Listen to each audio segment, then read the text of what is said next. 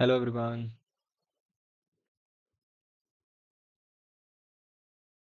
Oh, I can see people are waiting. Hello, hi.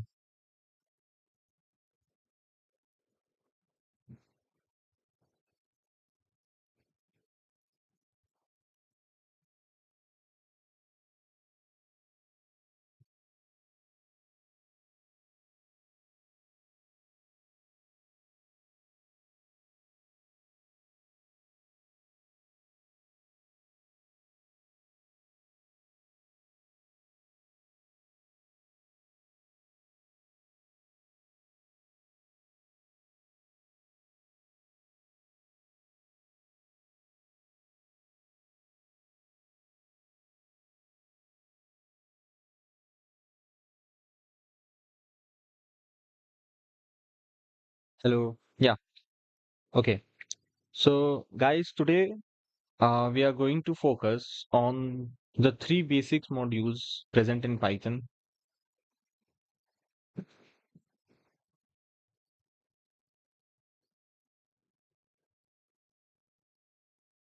Hello. Good evening. Yeah.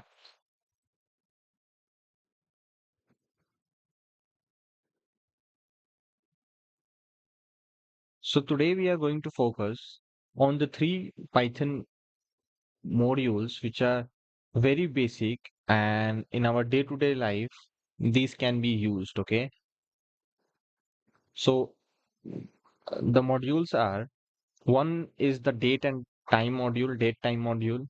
One is the math module, and the third one is the JSON module. Okay, JavaScript object notations. So these three modules, okay, we will see. We'll try to cover all these three in today's live session. If not possible, then we'll see how much we can do it in today's live session. Okay, and then we'll understand about the modules, that how it's working, and after that we'll solve some problems on that modules, and then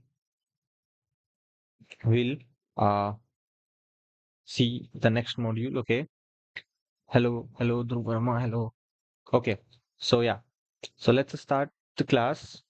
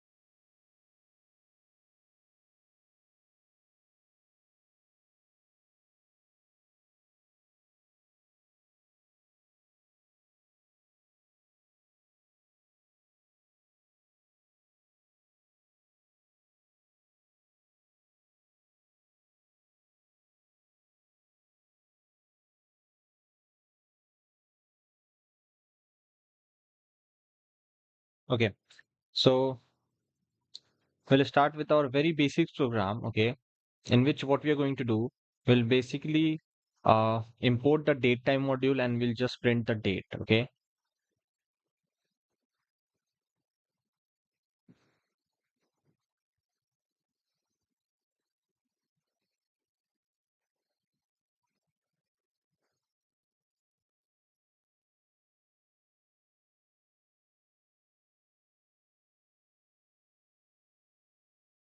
so let's write the program for that.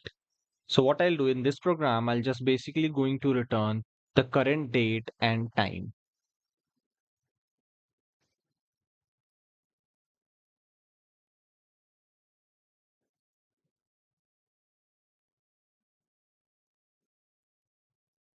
So first of all, we have to import from datetime module, we have to import a class called as datetime. Okay. So first of all, we'll mention the module that is datetime. Then from that, we are going to import.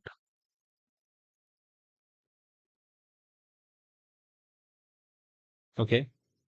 Now in this class datetime, there is a method called as now. Okay. That now method basically prints the current date and time. Okay. Actually, it's not prints, it stores the current date and time. Okay. So datetime dot now like this, and whatever the time, okay, year, month, date, hours, minutes, seconds, and this is microsecond. Okay. Now, if you want today's date,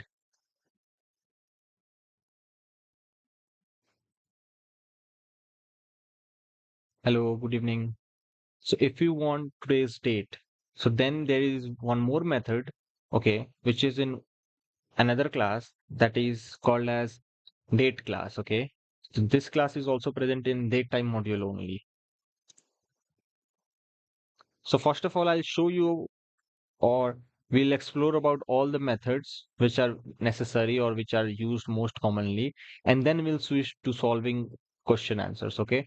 There will be some problems, okay, based on these modules, and we'll solve some problems. Okay. So first of all, we'll see all the use cases, all the useful methods. Okay.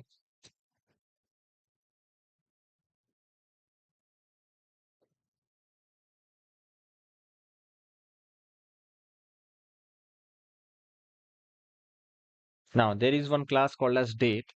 From this date class, we can get the today, whatever the date is that we can fetch.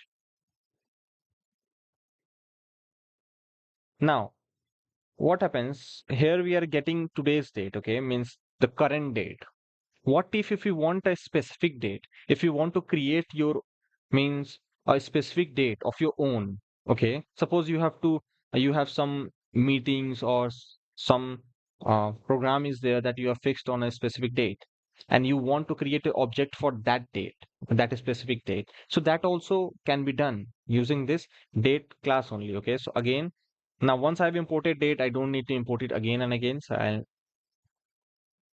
I'll just use the date constructor, and then in this you can mention your own date also. Suppose I'm mentioning this date. Okay. And if I want to print this d, so this will give me the year, month, and the date, okay, which I have given to it.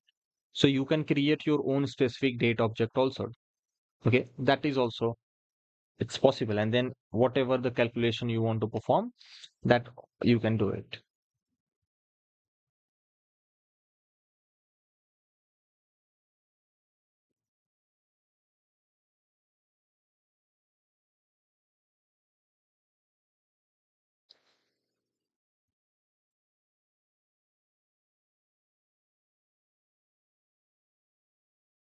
Now one more thing is there.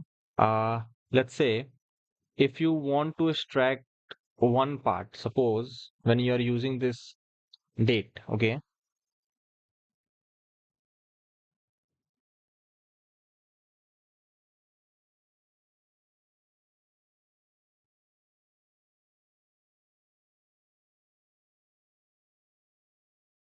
let's say, let's do what, let's try to store it in somewhere, or let's keep the changes in this. Okay. This is a date object, and if you want to extract only the year, okay, so that is also possible.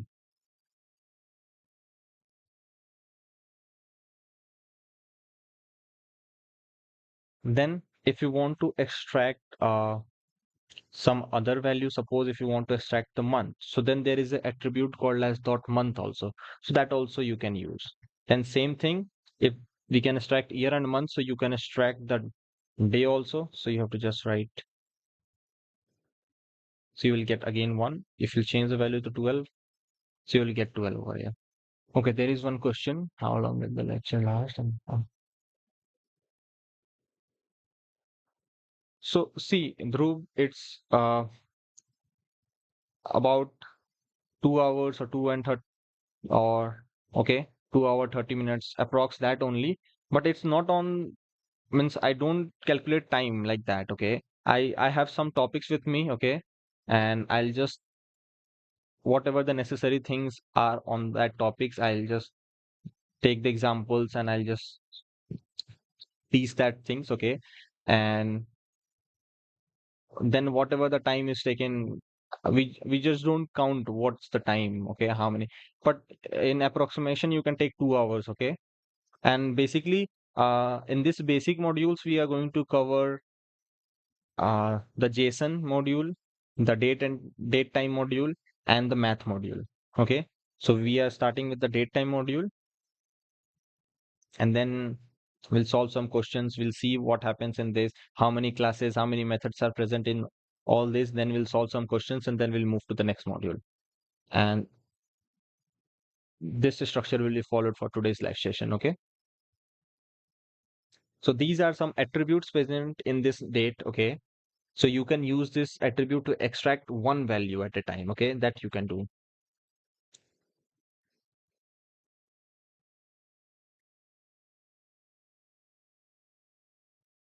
Then let's explore the next class, that is from date time. There is one more class, time.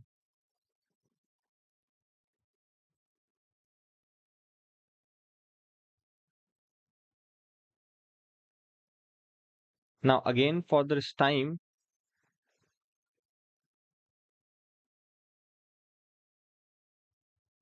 you can create your own time also. Okay, like hour, minute, second, and microsecond in that form also. And you can use the attributes dot hour, dot minute, dot seconds. Okay, let me show you how.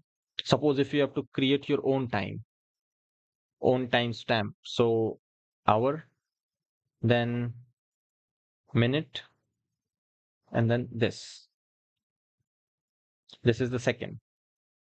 And if you'll print like this, you'll get what you have stored. But if you want to print the specific hours, specific minutes, and specific seconds, then the attributes are like this. Then it is t dot hour.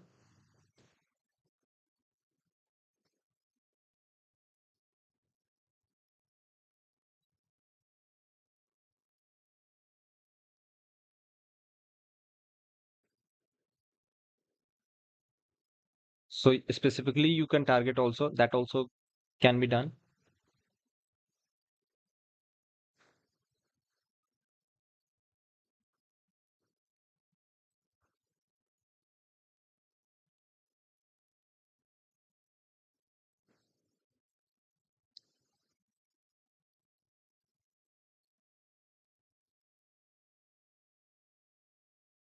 Okay, with the date time, we have seen the now method. Okay, now there is one more method called as today.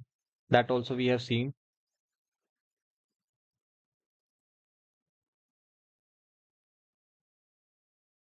But one more method is there from the date time. That is, I'll show you how that can be created. So let's say, let's create a object called as now. In this, you have to take date time dot today. Now the previous today was from the date module. Okay, means the date class. Now this today is from the date time class. Okay, and basically it is going to give you the same answer as the now method. Okay, it will give you the date time stamp. Okay, with date and time with the microseconds. Okay,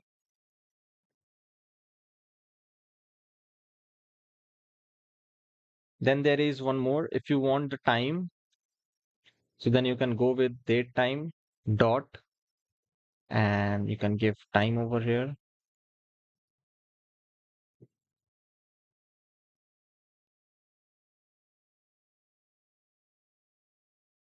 Okay, so you have to mention some of the values here in hours.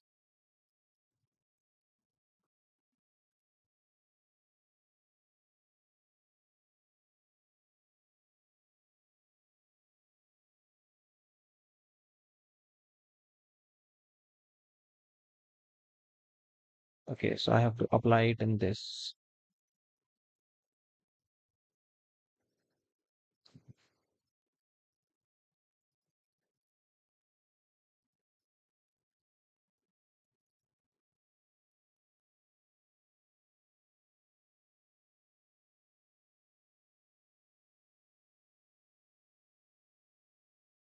Okay, no issues.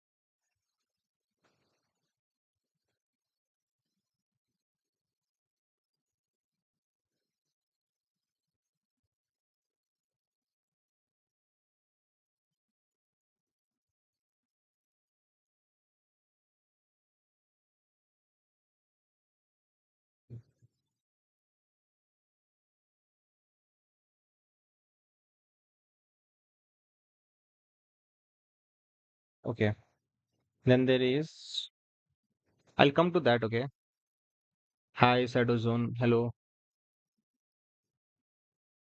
import. And then there is, now guys, whenever we have to calculate, suppose we have a specific date given, okay? And for that day, suppose from today we have to calculate over 10 days, okay? So then for that, what we can do, then what date will be after 10 days from today, okay? So for that, we'll need to import first time delta and date both. And time delta is one class in date time that is used for adding and subtracting dates and comparing the time durations, okay? So we'll see that. So first of all, we have to import from date time, we have to import time delta and date. So comma date. Then we have to create an object for delta. Then we'll call the time delta constructor and we'll give how many days from today. Okay. So let's say 10. Now we have to store today's date also. So what we'll do, on the new date, the date which we want to find after 10 days from now. So what we'll do, first of all, we'll need the today's date also. So that for because of that, we have used the date class. From the date class, we are using the today method that will do what that will gives us the today's date. Then we'll add the delta. And now let's just print the new date.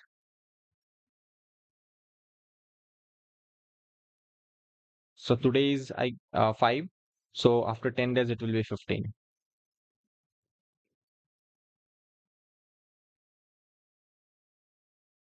So after 20 days, it will be 25. So now this is kind of very interesting. Okay. Now let's say uh, if we have to calculate, let's take one more example. So from date time, what we are going to do from date time, we have already imported date time and we have already imported time delta now. So we don't need anything. What we'll do, we'll create a timestamp, okay, using the date time class and using the now method. Then we'll create a object future, and in the now what we're going to do, we'll use the time delta. So whatever the today's timestamp is, date timestamp is, in that we'll call the time delta and we'll mention the days from today, suppose 5 days, okay? And then we'll do what? First we'll print now and then we'll print future.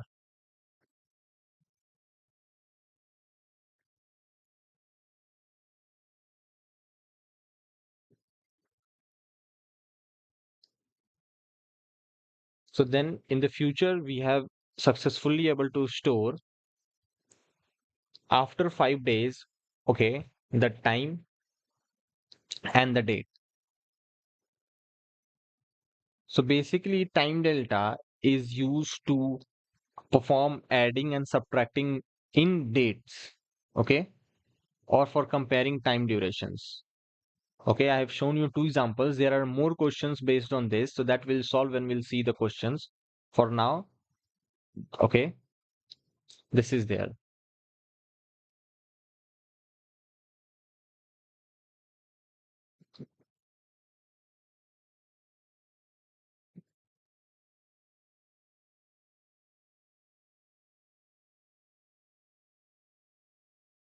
Now, guys, there is one more thing which we can do, that is the date comparison. Okay, so I'll show you one example for performing the comparison. For that, we'll need the date class. Already we have imported the date class, so we'll do no need to import it again. So what I'll do, I'll just create two objects, D1 and D2. In D1, what I'm going to do, I'll store some value, suppose, okay, so 2025 the year, 8 is the month, and 1 is the date, okay. Then I'll create one more object, date D2. Again, I'll call the date constructor 2025, 8, and 5. Now we want to see the difference between the D2 and D1, okay, in context to date, in context to days, okay. So for that,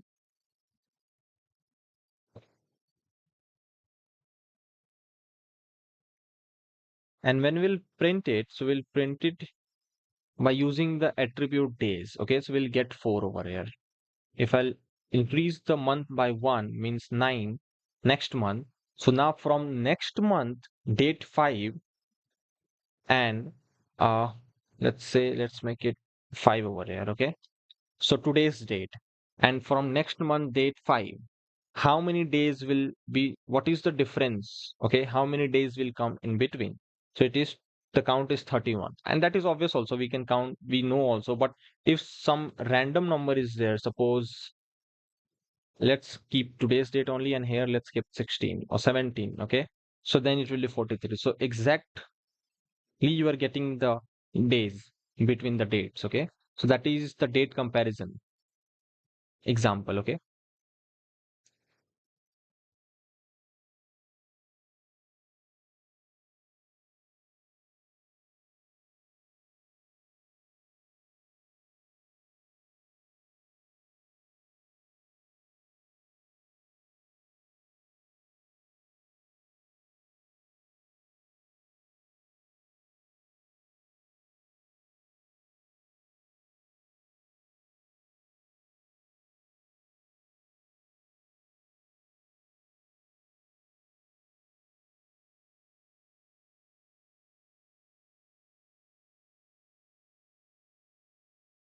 Okay, now what we are going to do, now we'll see that how we can extract time from date time, okay, how we can do that. So we have already date time with us, so we'll simply print date time dot now dot time, okay, like this. So now from the date time, now we know that when we'll do date time dot now, so it is going to give you the whole date times stamp. If from that, if you want only the time that we were trying to do in the one code, that we are getting the error, so this is how you're going to do it, not on the object, uh directly on the method. Now after the now method, you have to give the dot time method, and then it will extract only the time, okay. So this is how you can extract time from the date time.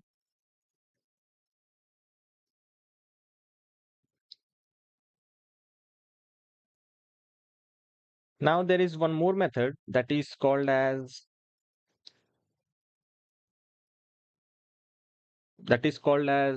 formatting. Means suppose you have your date time stamp and you want to format it to string. So that method is called as a string format time, okay? And its name is, means in programming we write that method like this: strf format time. So strf time, okay? And in this you have to give a string format. In a string format, you have to mention that in which way we want your day, month, and year. So basically, it is YMD.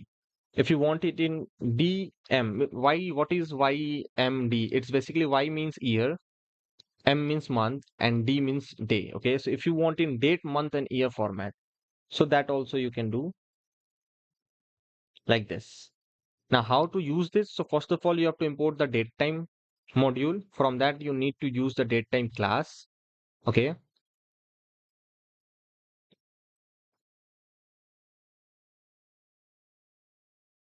yes, if you want to extract, if you don't want to use the time class, okay, and you want to extract the time from just date time class, so that also you can do. Okay, means this way is also possible. It depends on you that what you want to use. If you want to use the time class, so go ahead. But if you want to extract the date time from this only, suppose if you have created your own date time stamp, okay, that also you can do, no? So from that date time stamp that is specific to you, from that if you want to extract the time, then you can use this way. Okay, and yeah, so we were talking about this string format time method. Okay, so for this you need to import the datetime module and the datetime class. Now we have done that, so I'll just directly show you that how you can do that. So first datetime dot now. Okay, then you have to write this method string format time, and then you have to put this way,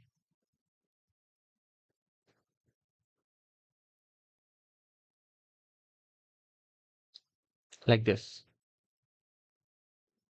Okay, so then you will get it in this format.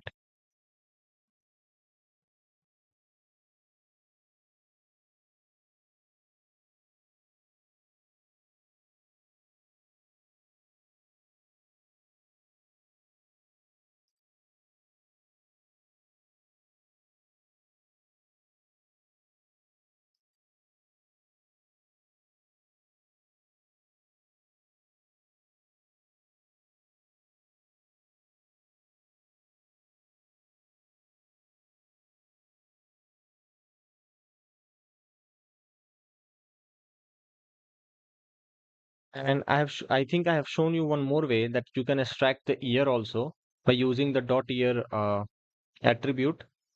But I don't know if we have seen on date time. Wait, let me check. On date we have seen. We have not seen in date time. Okay, so let's just look it on date time, that how on date time we can do that.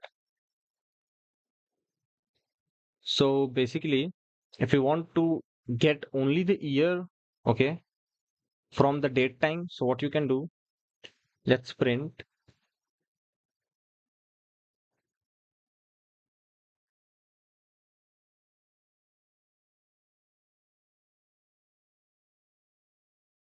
So same as you can do it with month also, we can do it with, you can do it with day also. Okay. Yeah.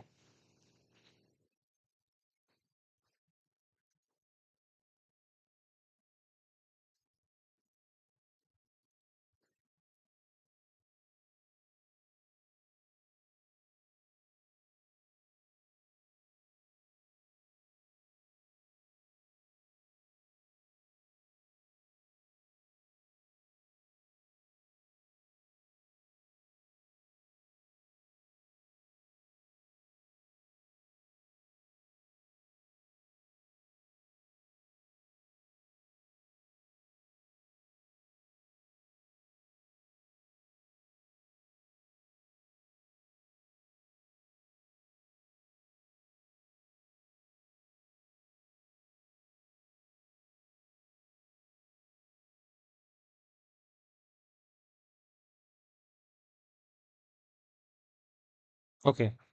Now guys, I think now we guys means now we are okay with this date time module. Now what we have learned till now, uh, any confusion in this, so just let me know so I can go through and revise it one more time.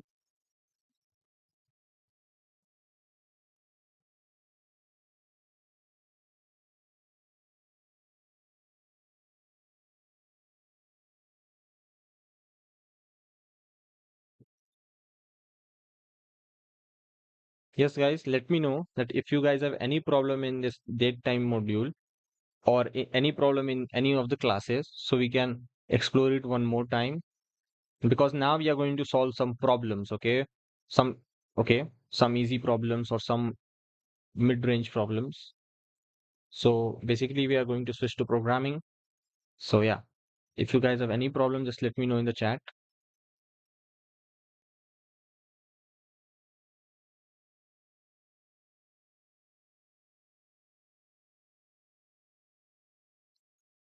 Okay, questions. So you guys want to practice some yes and no questions. Okay. So let me give you some questions.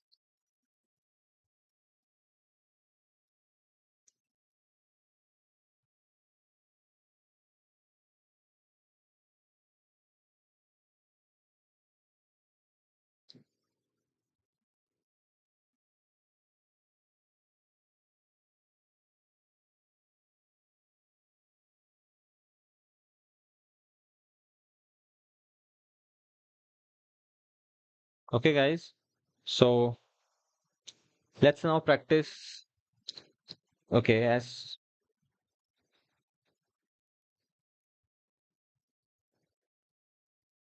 yeah, after these questions, we'll move to the next module. That will be that will be the math module. Okay. So after we have finished this set, okay, let's practice some questions and then we'll solve some programming questions. Okay. So these questions are basically yes or no questions. So let's see how many of you have understood this date time module. Okay.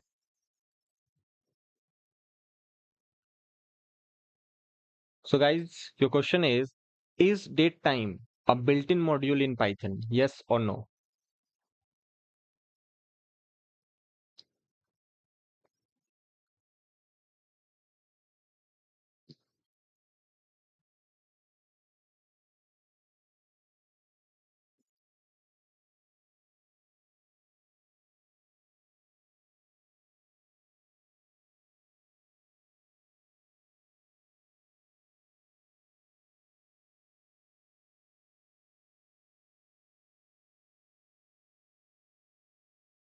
Okay. Yes. So those who are saying yes, it's correct because as you have seen, we haven't used any pip command to install datetime. We just directly started with importing the datetime. Okay. So that is why because datetime is a built-in module, okay, in Python, which directly comes with the Python only. Okay.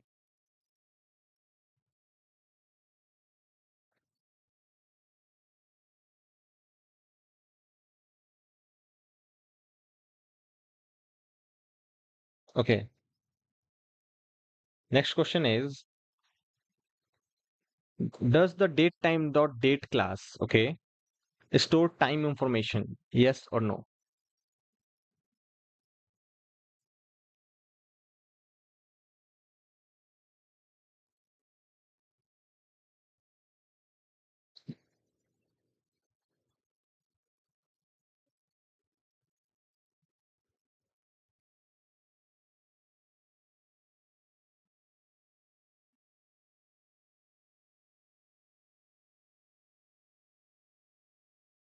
Okay. Yes. So those who are saying, yeah, no. So those who are saying no, yes, it's correct. Obviously, the class name is date. Okay. So why it will store time? So it was a trick question.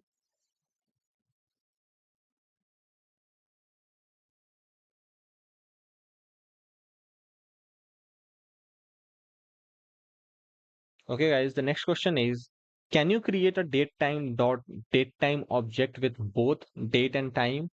Yes or no?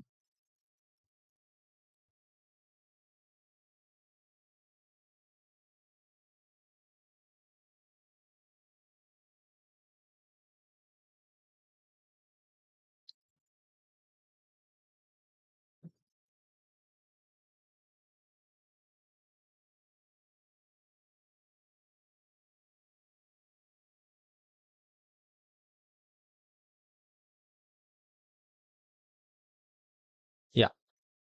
So I can see one has replied. Anyone? Yes, okay.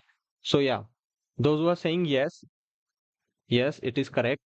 You can create a datetime object, and we have seen also that it will give you both date and timestamp. Okay.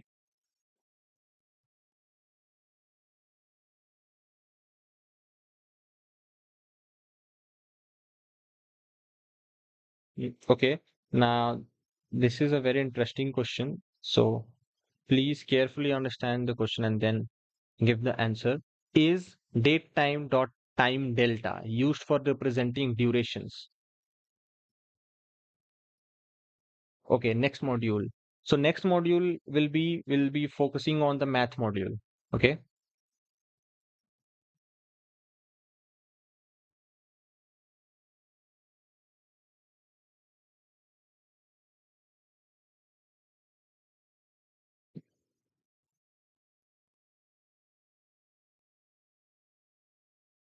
Okay. So yes, yeah, it is yes. So time delta is used for representing duration. Now duration is what? So those who know what is duration, so they will easily say yes. Yeah, yes, that is. So one is Subham is said that, for example, time delta we can add hours. Yeah, that we have seen in our example also. That we can add hours, we can add days. Okay, so that is the thing over here. That we can add days, we can add hours. So that will become what? That is a duration only. That from now we are talking about the future time or future date. So that is duration.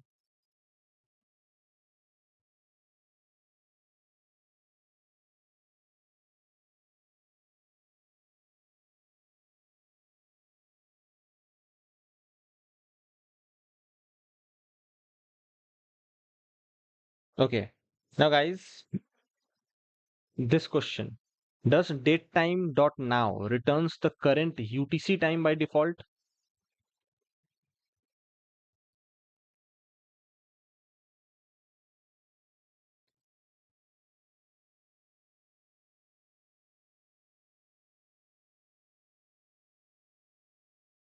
Now, UTC time, those who don't know what is UTC time, it is basically coordinated universal time. Okay, that is UTC time.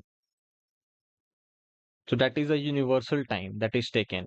So does this date time dot now returns that time UTC time or by default, or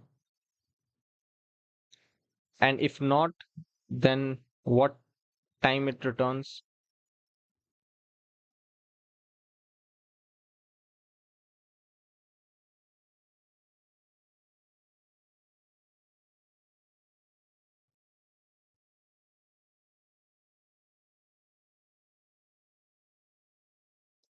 Okay, people are saying no. Okay, so those who are saying no, very good. It's no only because it's returns the local time. Okay, it does not returns the UTC time. It returns the local time which is in your system. That time it returns. Okay, so yeah.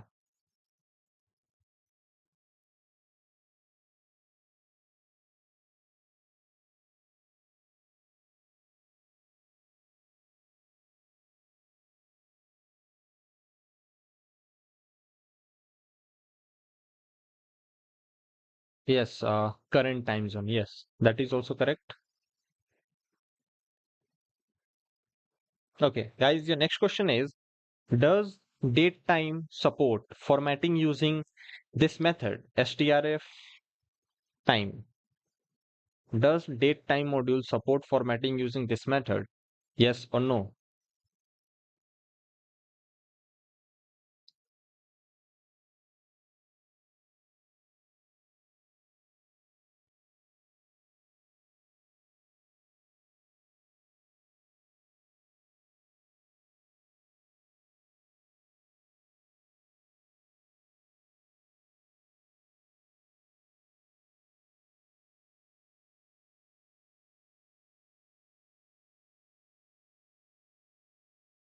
Okay, I can see one has, okay, one is saying yes.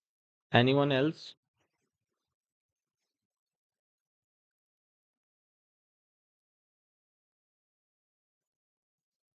Okay, so it is yes. Okay, we have seen it also, and how we can format it into a string. So a date time can be formatted into a string using the strf format time method. Okay, f time method. So yeah.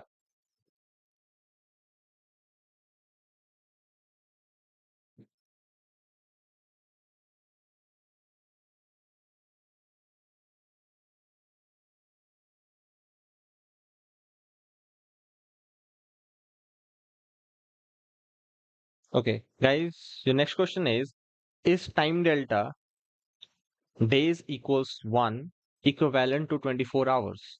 Yes or no?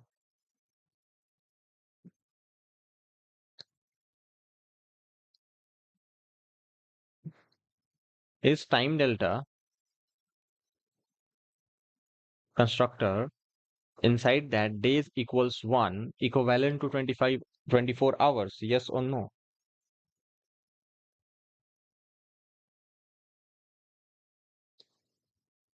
Okay, yes, yes, yes. Okay, yeah. So it's correct. It is yes. Now, guys, uh, tell me how many of you have opened an editor, okay, and side by side you guys are doing the coding also. So tell me by saying yes, because the next question I'll give it only if you guys means if okay. So one has opened the editor and sitting. Okay, anyone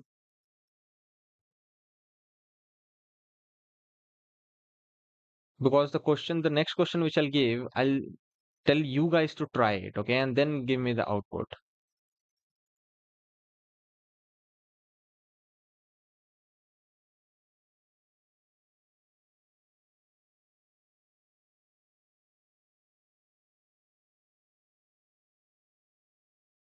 So only one.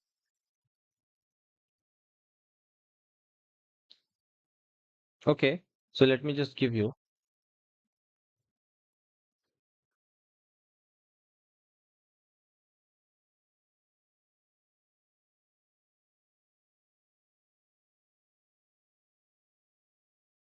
print datetime dot time zone dot UTC. Okay. Now, those who have opened the editor and side by side watching the live session and doing the programming. So guys, for you, this question is there. So I'll do what I'll just give you in the chat box also. So you guys can easily just copy it and paste it in your editor and then give me the output. Okay.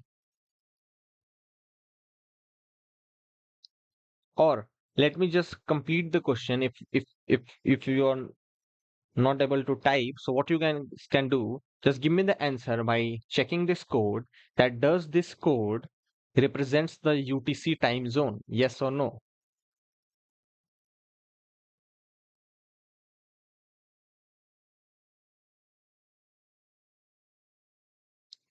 So those who have opened the editor, go and just use this.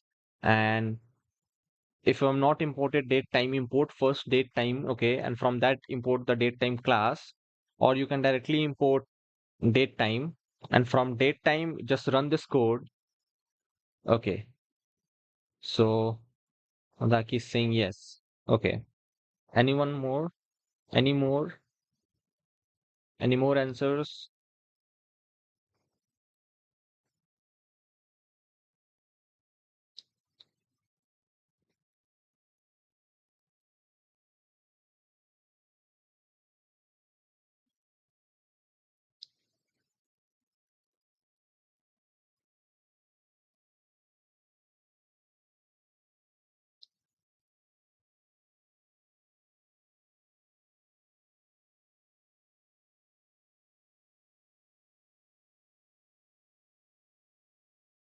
Okay, so one has said yes.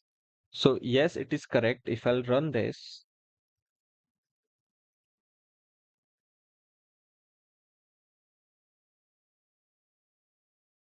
okay, wait. I think I have to create an object first.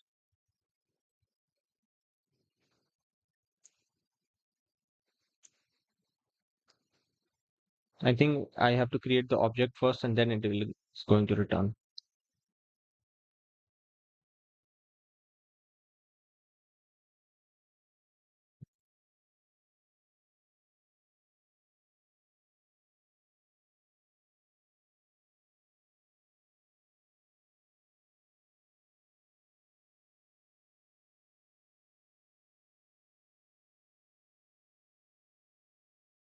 If it is a valid code, I don't know. Let me try it one more time.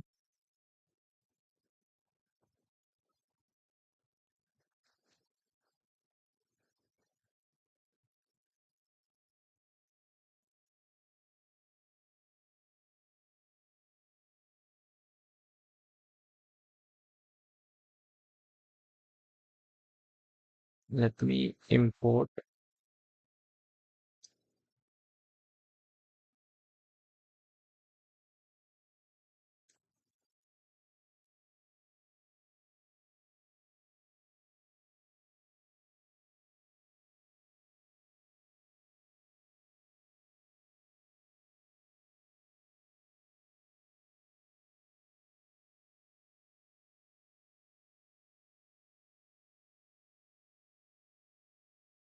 Yeah, output is UTC. Yes.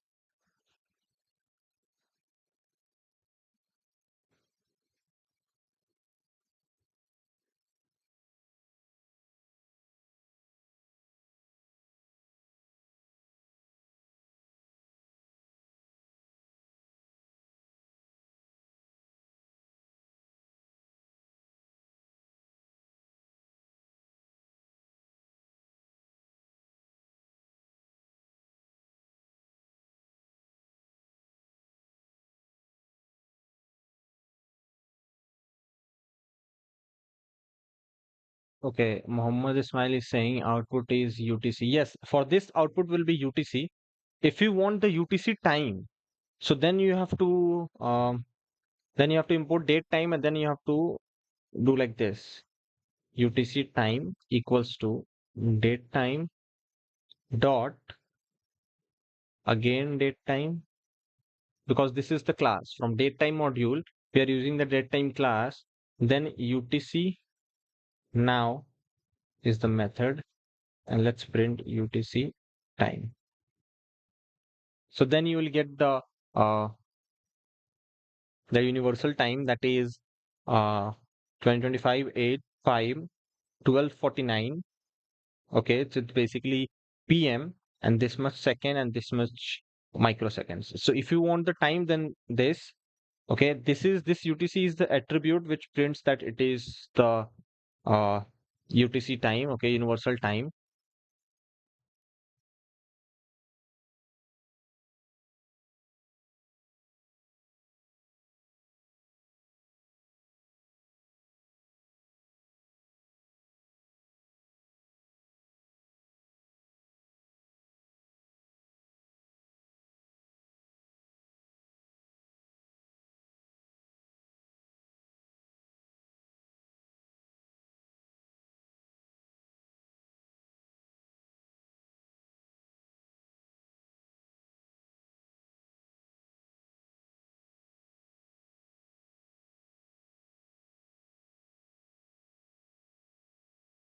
Okay, so from that, our quiz session is over for this set.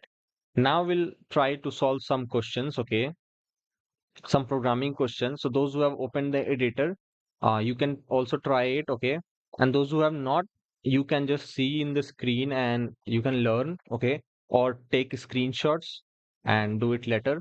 So yeah, now guys, I'll start with a very basic and simple question. That is, we have to get today's date. Okay, so get today's date. So now I hope this will be very easy.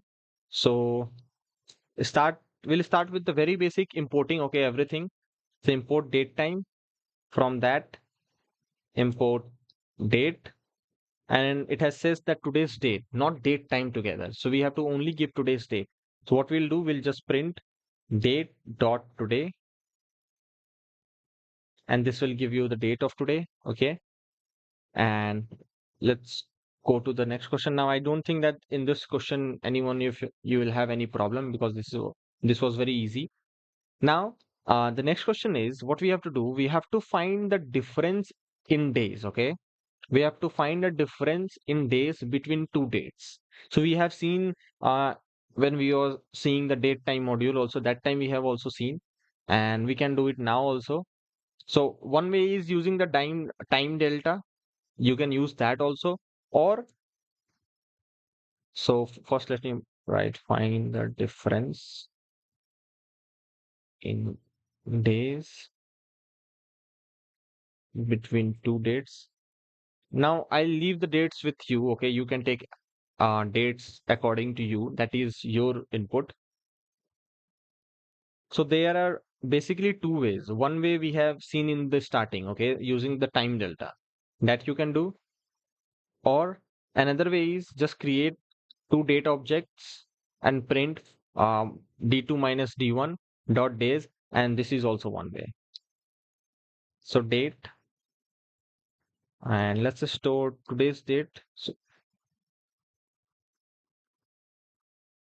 and in d2, let's store some future date. Let's say, and let's print d2 minus d1.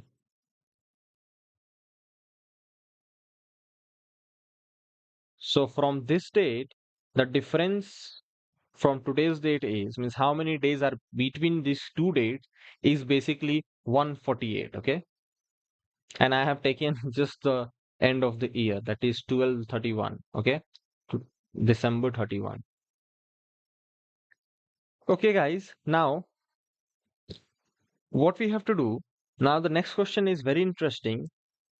That is what we have to do. We have to check if a year is a leap year. So for checking that if a year is a leap year, you can write a Python program also of 4 to 5 lines of code. That also you can do, or you can use this method. Okay. So now in extra, we'll need one more library. We'll need a calendar module. Okay. And date is with us. Date we have already imported. So we'll need one extra. So that method is basically present in this calendar. Okay. So we are going to use only one method from this, that is calendar dot is leap. So there is this method, and now inside this method, what we have to do, we have to give day to day, and we have to extract the year from it. Okay. So for extracting the year, we are using the date class from the datetime module, and the method which is going to check that if this year is a leap year or not. So for that, we are using this isLeap method, which is present in this calendar module. Okay. So it will give return a Boolean value in true and false. So it is giving you false, that no, it is not a leap year. Okay.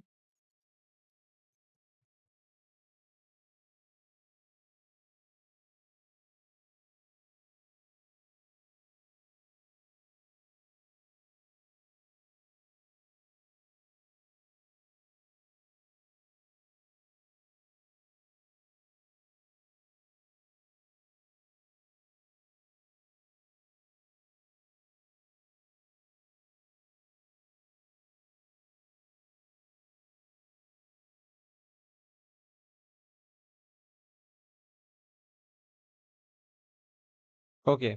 The next question is, suppose if you want to get the weekday name, okay, whatever the day is, if you want to know the weekday name, okay, of a particular given date, so then how you will know? So for that, what you can do, now you have to import the date. So let me write the question first. Get the weekday name of a given date, and we have the date with us, date class we have already imported. So what we have to do, we have to print first, specify the date for which you need the particular weekday name. So let's take today only, 585.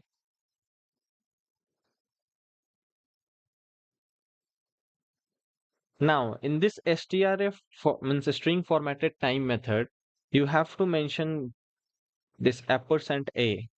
This is going to represent, uh, first of all, let's see the output. So Tuesday, okay? And yes, today is Tuesday.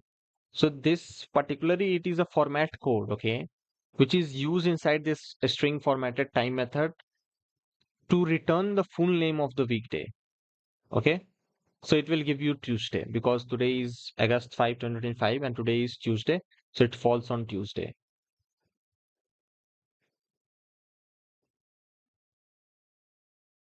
Now, one more thing is there. If you want, if you have given in uppercase A, so it will give you the full name of your weekday.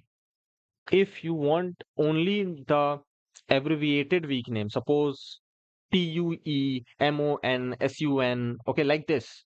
So then you have to give small a, okay. So if I'll change the date to 6, so it will give me when, okay. If you want the full name, you can give capital A. So this is also small things that you guys should know. If you want full name, you can go with the uppercase A. If you want the abbreviated form, so then you can go with the lowercase a. Okay.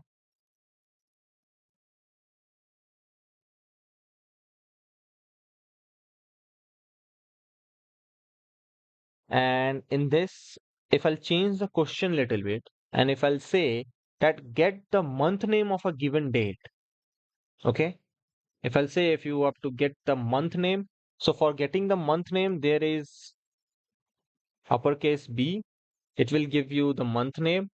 And one more thing, if you want in abbreviated form, so you can give lowercase b, it will give you AUG only, okay, August.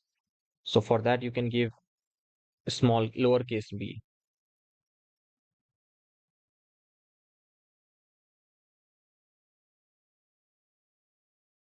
okay. So I hope this is clear. So if we'll change the question also, suppose from weekday name and month name, so you have to just know that you can use either of these thing, okay. So small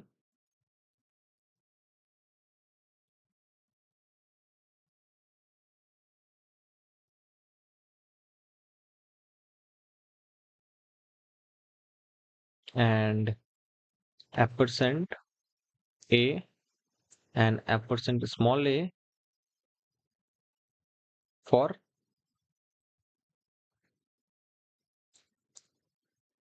weekday name. Okay. Now let's move to the next question. That is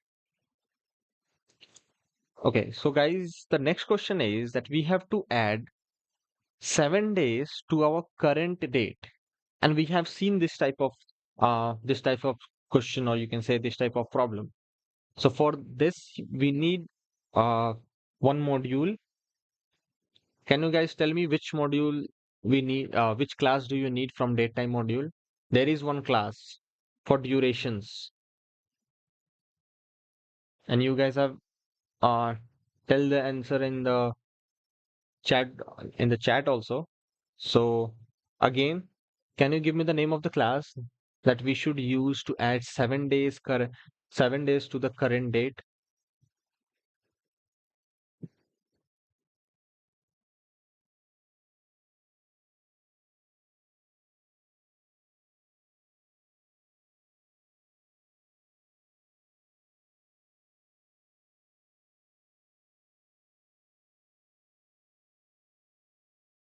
Okay, so there is one has replied, yes sir, time delta. Okay, anyone?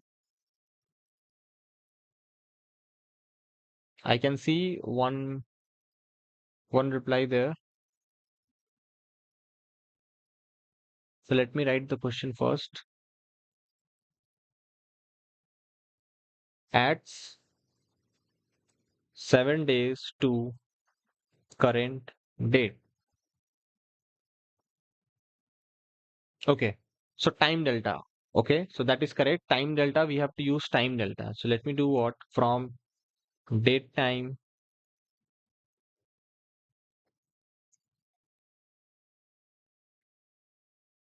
It's okay, Smile. If you don't know, now you will know. So if you are talking about durations, so then you have to use the class called as time delta, which is present in the date time module. Okay. So what we have to do, you can use directly the print function, okay?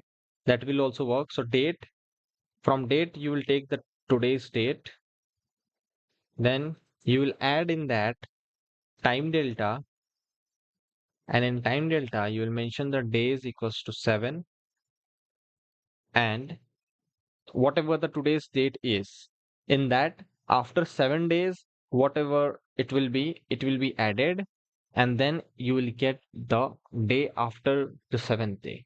So on the seventh day, the day will be not after, you will get the date of the seventh day only. So the day will be 25th, 8th month means August and 12.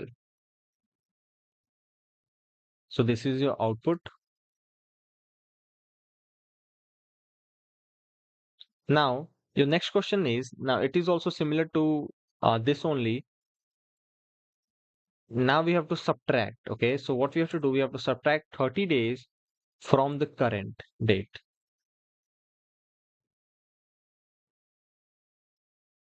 So for this, what we can do, again, same thing we have to import. So we will not import, we'll just directly do it. Date dot today plus time delta. We'll mention the days. Okay, that is 30, and close the print function. Okay, now one more thing which I have, okay, it will be not plus, it will be minus because we have to subtract 30 days. Okay, so the day, if we'll subtract 30 days from our current date, so this will be your output. That is 2025 7, it means July, and 6, the date is 6, means 6 July 2025. Uh, Now what we'll do,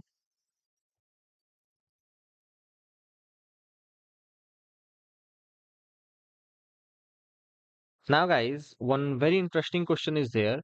I hope you guys will like this question and you like the solution also. The question is that you have to calculate the age from date of birth. Okay, so you have to calculate age from your date of birth. Now guys, what you have to do, you have to take your own date of birth. Okay, and based on that, you guys have to tell me uh, everyone ages. Okay, if you guys don't mind what output you are getting, you have to tell me that. But using this code, so those who are directly using editor now only, they can just write this code. Okay, I'll just give you the code also in the chat box so you guys can quickly run it. So because I have to share it in the chat box, I'll just start with the very basic by importing the library modules. So from date time, import date, and now we'll take our own DOB. So let's say date.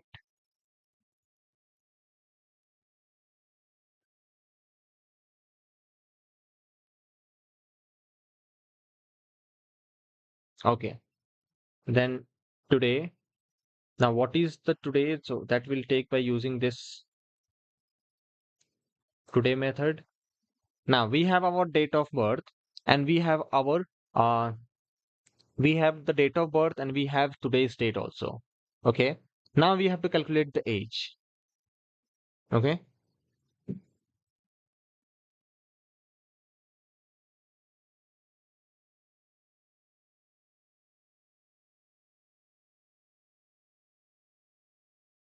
So let's say age equals to today dot year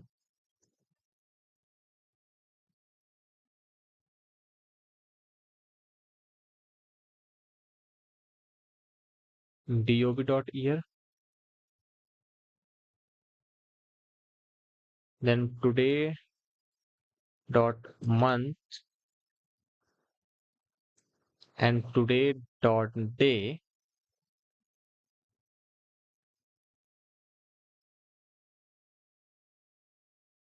dob dot month.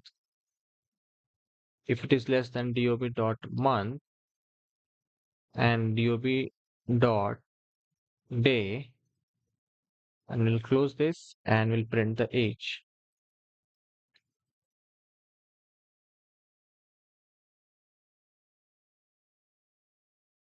Okay, there is one syntax error. Okay, yeah. Zero, we can't give zero. We have to give it because in month and date, zeros are not allowed. So yeah, we have to directly write the figure. So if it is three third month, so you have to just directly write three. Zero is not allowed. So this is the year. Okay. Now let me share you this code in the chat box, and what you guys have to do, you guys have to basically,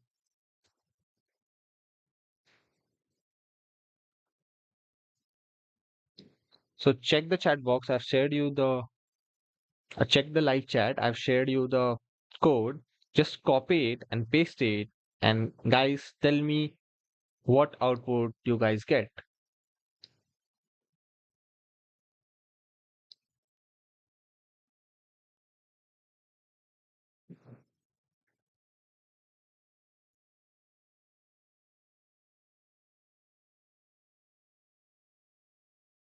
Okay, very good. Muhammad Ismail has run the code successfully and he has get the output. Very nice.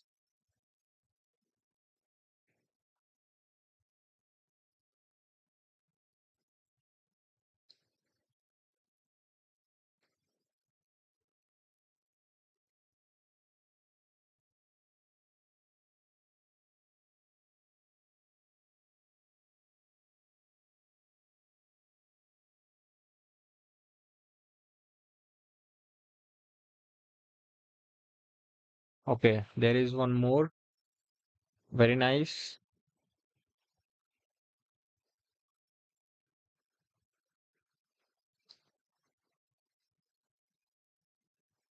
Okay, so let's move to the next question.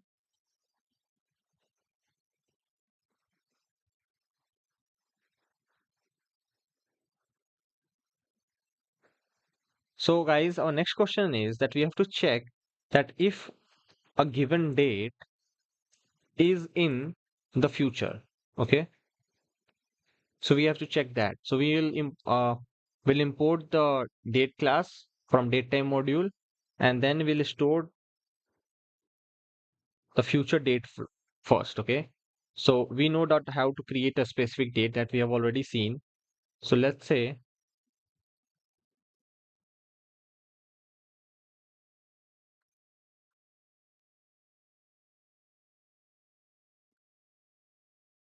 now many of you will say that, sir, by when you enter the year, then only we can say that it is in future. Yeah, that I also know, but how the system will know, that we want.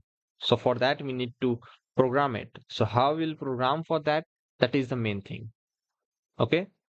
So as you have seen, first of all, we have stored the future date, and then from the date module, we have taken the today's date, and we are checking that if this future date is greater than today's, okay, the current date. So if it is greater, then it will get true. If it is not, suppose if it is 2020, so it will give you false. So, okay, so it will give you the result in Boolean value, true and false.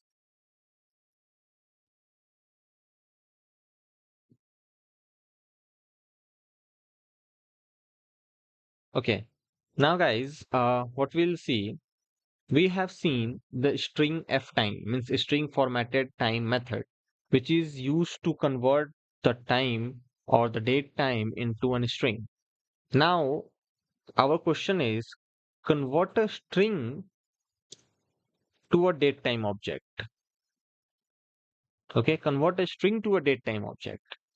So then which method we are going to use to perform that or to do that? Okay, so for that, what we going to use, there is one more method. And let me write the method first. That method is str parse time. Okay. So str p time.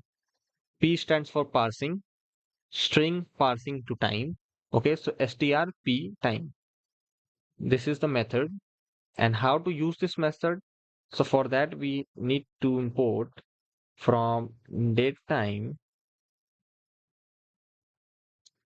import date time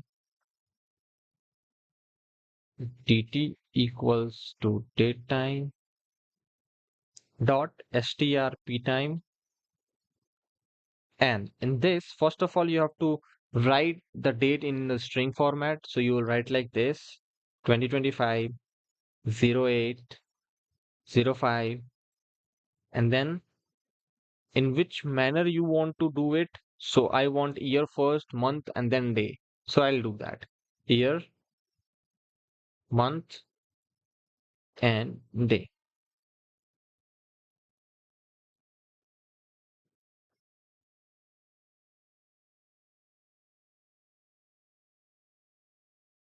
So now it has been converted to a datetime object. Now, again, the vice versa. Now we have to do the vice versa. We have to convert the datetime object to a formatted string. So then how we'll do it? So again, we need to import the datetime class. So we have already imported it. So we are not going to do that. Okay, I'll take the datetime timestamp for now. So I'll use the now method. Then I have to convert it. So now dot strf time formatted time, and we'll format it in this way: first the day, then the month. Okay, now I want the month. As you can see, how I have used a small b. It means what? A lowercase b means the abbreviated month name. Okay, and then the y,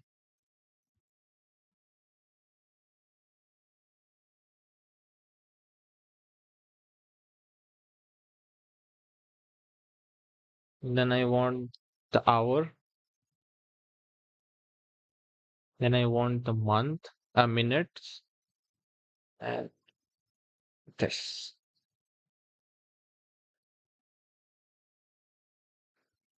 Okay, I'm not close the print. So now as you can see, I'm getting in this format.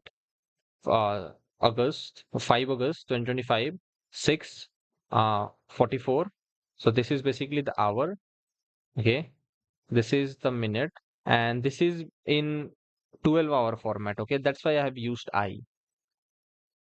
Then the minutes, and then this P is for basically what's okay to tell, because it in 12-hour format. So it is AM or PM. For that, it is this percent P is used. Okay. So as you can see now how beautiful it is looking. 5 August 2025 means the way we used to write it. This is very easy to understand in comparison to the 24 hours. Okay. So you can just convert it like this. Now, again, let's take one very easy question: how to get the current time. Now, if you guys remember it, how to get the time, current time. So there are multiple ways you can use the time class also. Okay. Now I'll just use the date time only. Okay. So you can use the time class also, or what you can do if you don't want to go there. So you currently do like this, and then time. Okay. So you'll get in 24-hour format, hours, minutes, seconds, and after dot, it is a microsecond. Okay.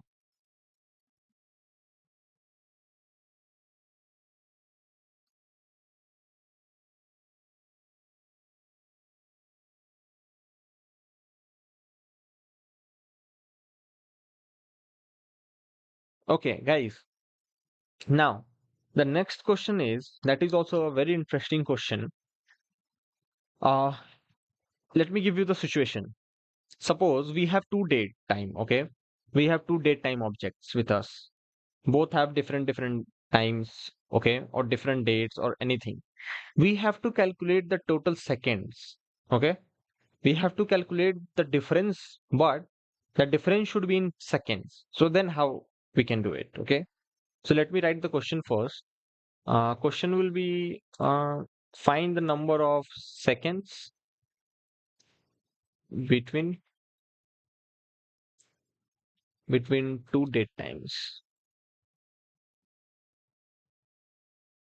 So again, we have to import datetime class from datetime module, so that we already done it. So we're not going to do it again.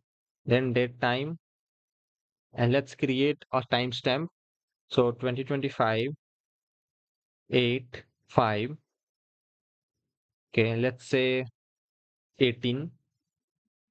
and minute 47, and again dt2, date time 25, 8, 5, 18, and 48. Now, first of all, guys, do what? First of all, calculate the difference. Okay. So how you will calculate the difference? dt2 minus dt1. This will give you the total difference. Then on the difference, just there is a method called as total seconds. You have to apply this. Okay. So total seconds. Now I have taken the difference as 1 minute. Okay. Because as you can see in dt1, everything is same, 47 and 48 in dt2 and dt1. So that's why to show you that 60 seconds exact. Now I'm going to change it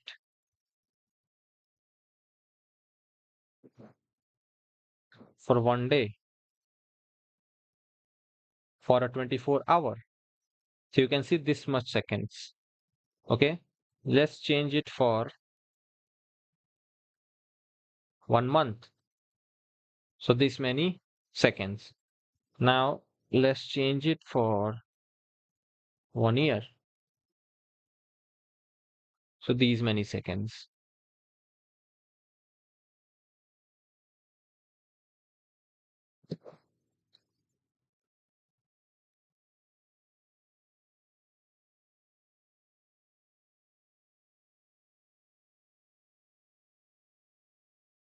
Okay. Now guys, the next question is, now this is also very important. What we have to do, we have to schedule an event 2 hours from now. Okay. So there is a situation only that we have to schedule for an event which is going to start after 2 hours from now. So then how we'll do it? So for this, you will need two classes. First the date time and then the time delta. And the same thing which we were doing with the days, okay, same thing, same approach will be applied here also. The difference will be that in time delta, at that time we were mentioning the days, here we'll mention the hours. Okay, hours equals to 2, and this will be the exact times. It's 6:50 p.m. now. After 2 hours, it will be 8:50 p.m. Okay, so that is there. Okay, one more good question.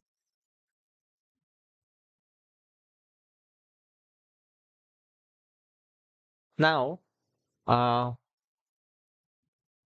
the question is that all the working people over here, weekends, we know that what is the importance of weekends, how much all the employees there, how many people who are just doing jobs, we like weekends so much, okay, that we already know.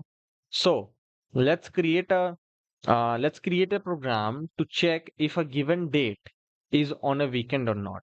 Okay. So we have to do what? We have to just put the date, okay, year, month, and date, and that program will uh, give you return true or false. True if it is on Saturdays or Sundays, false if it is on other, or means if it is in weekday. Okay, so let's create a program for that. So first of all, let me write the question. Check if a given date is on a weekend from. Now we have to import date, so we have already imported it. So why date we have to import? Because we have to give a specific date. Okay, because of that, let's give a specific date, 8 and 3. As 3 was on Sunday, means on 3 it was Sunday, so that's why I've taken 3. And what we have to do, d dot weekday. Now weekday is a method, okay, which returns the weekday. And if that is greater than equal to 5, because till 5, okay, so it is true. If it is starting from Sunday, so the next week will be So if it is greater than or equal to 5 or 6, so it is Saturday or Sunday. So Sunday is the 6th, Saturday is the 5th. If we start the week with Sunday, okay?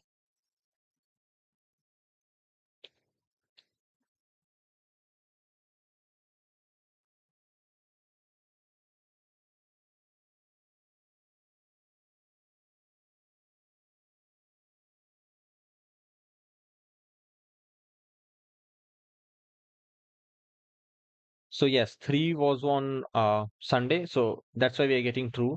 If I'll give today's date, that is 5, so we'll get false. Okay. Guys, your next question is what we have to do, we have to basically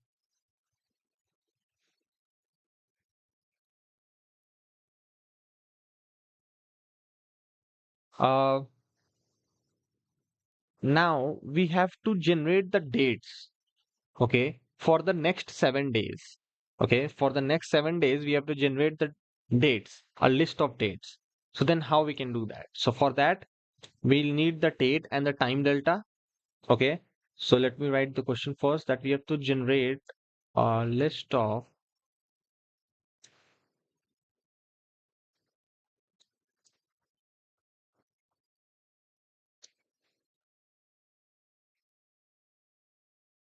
for the next 7 days. Okay, so first of all, we have to start a loop.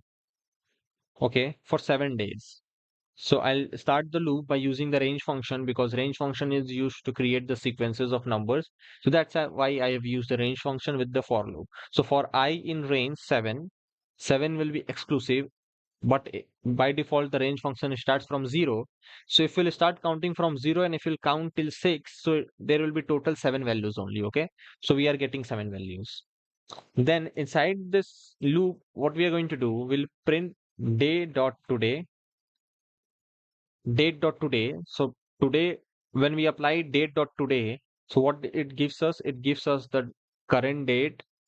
On that, what we are going to do, on that we'll apply the time delta, okay, and we'll mention the days equals to I, okay, because the days will go till 7 only. So each time, whatever the I value will come, and suppose if it is coming 1, so on the current date, 1 will be added. So basically it will start from 0, okay? So first I value is 0, so it will remain the same current date. Then for the tomorrow it will be 6 because now the I value is 1. So 1 in the second run the I value will become 1. So 1 will be added on today's date. So that will be 6, then 2, then 3, then 4, then 5 and then 6. So so for the next 7 days it is 11. But what if you want to start with 1? So you have to give it 8, okay, then it will be changed. So now when we are starting with 1, so today's date is not included, means current date is not included, we are directly counting it from tomorrow. If you want to count it from the current date, means from today 7 days, so then you have to remove this and you have to make this 7. So then this output will be like this.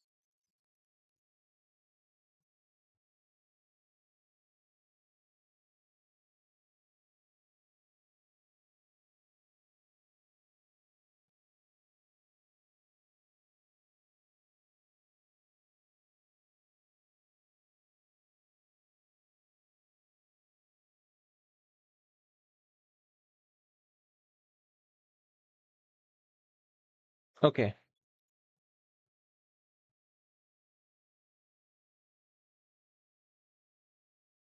now the next question is, what if you have to check if a date time is in the AM or PM?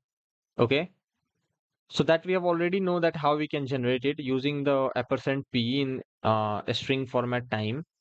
So if you have to check that if it is in AM or PM, so then what we can do, let's create a timestamp, okay, using the date time dot now, and in this let's print AM, okay,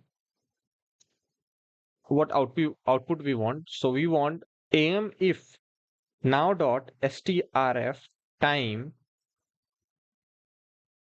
in the double quotes, ampersand p, okay, if this is equals to am, if it is equal to, if this now dot strff time ampersand p, if it is equals to am, then give me am as the output, or else give me pm. Okay, so whatever the current timestamp is, it is in pm. Okay. Okay. Purushottam Pandey, great sir, thank you.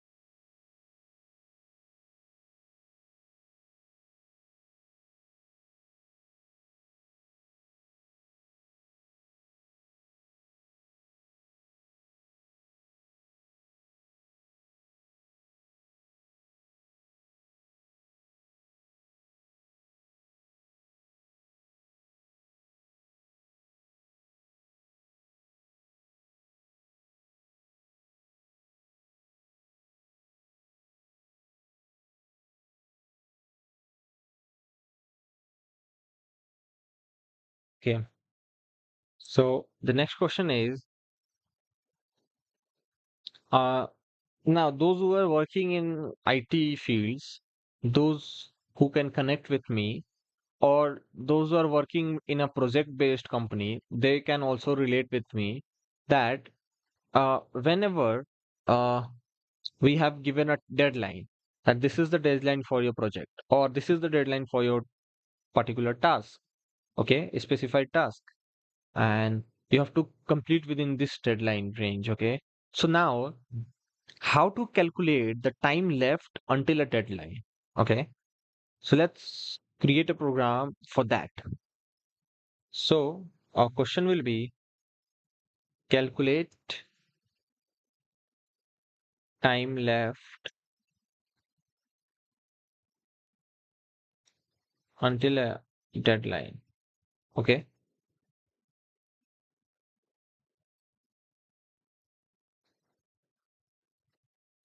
so uh first of all, let's create the deadline date. Okay, so for that we'll create a specified date time stamp of our own. So we'll directly mention 8, let's say on 10 is our deadline. Okay, and at 5, okay, at 5 in the evening, so 17 is for 5, and then we'll take the now, the current date time stamp, so date time dot now, and then remaining will do like this.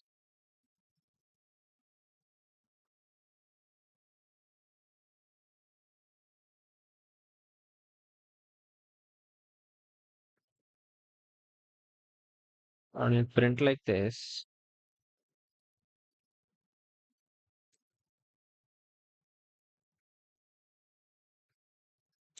Time left, and let's print the remaining time, but we'll add the days attribute to it, and then we'll print days. And if you want to print the remaining seconds also, I don't think seconds are so much necessary, but if you want, so you can print it also. Okay,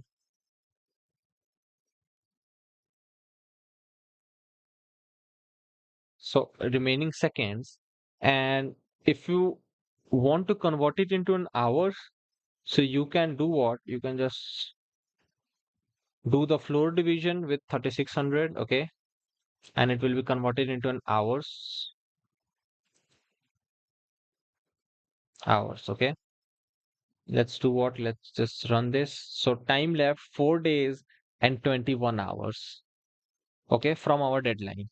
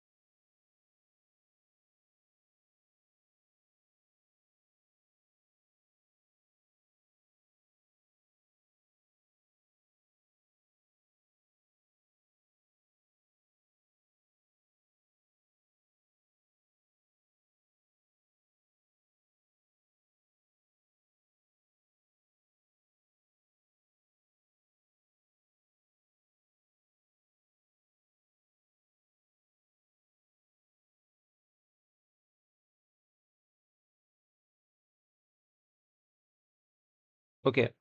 So guys, uh, we have practiced so many questions. So I think let's keep this much only for this module, that is date time, and let's continue with the next module, that is the math module. Okay. So we have solved so many questions, so that is enough for practicing. If you need more questions, so you can just let me know, then we can practice more, or we can have a live session on practicing questions only. So we can do that also. But now let's just look out the to the next module, that is the math module, okay?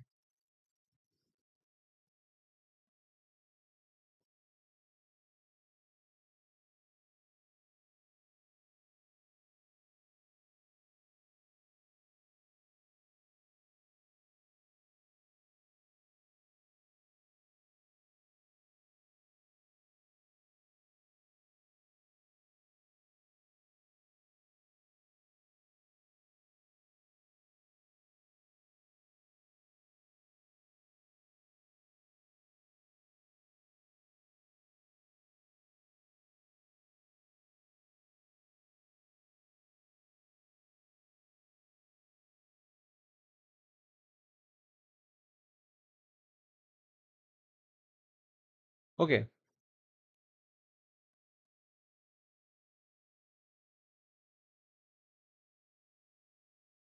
let's talk about the math module.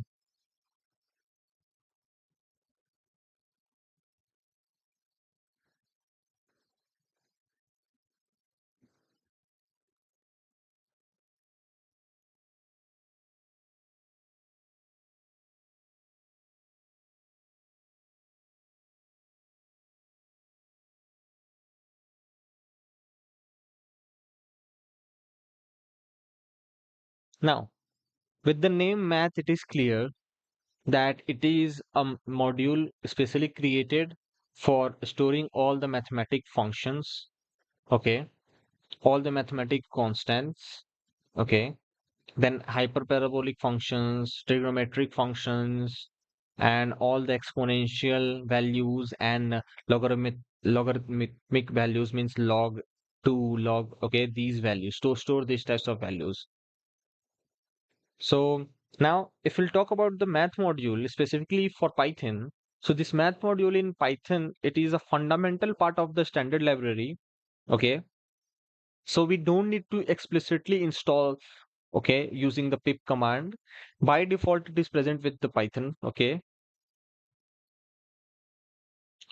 The purpose of creating this math module was to provide functions for floating point mathematics, okay?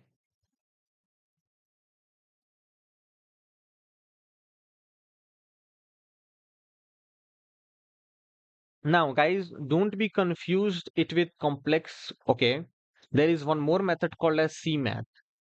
Okay, so this math module is very simple in nature and only simple functions are present. So if you have to perform some operation on complex numbers, so then this module is not going to help you guys, okay, because this module does not support the complex numbers.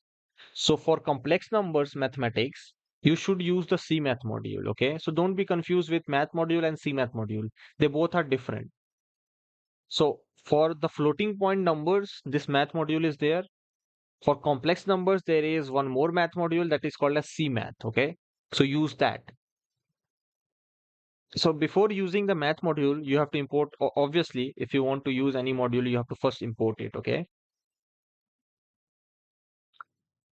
Now let's discuss about some of the constants which are present in this. So the constants,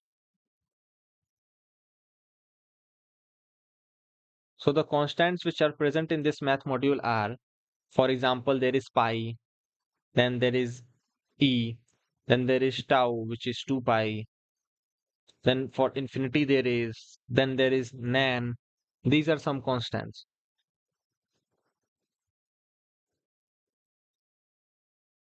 okay? Uh, First of all, so Panke Veera Babu, first of all, thank you, sir. You are, thank you, bro. Thank you. Okay. So constants, these are some few five constants which are present in math module. Okay. Then there are some number theoretic functions like, first of all, let me write number.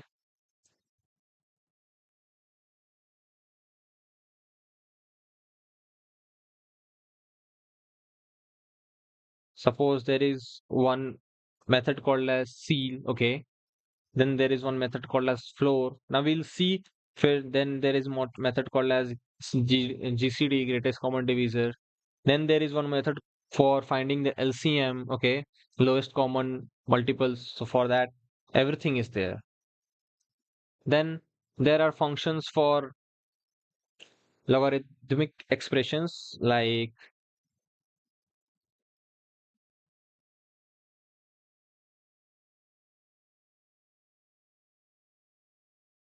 and for exponential operations also there are functions present, okay.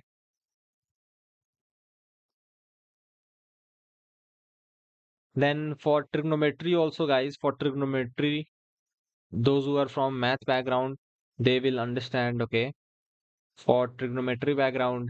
And there are functions for hyperparabolic, okay, hyperbolic functions also there are present.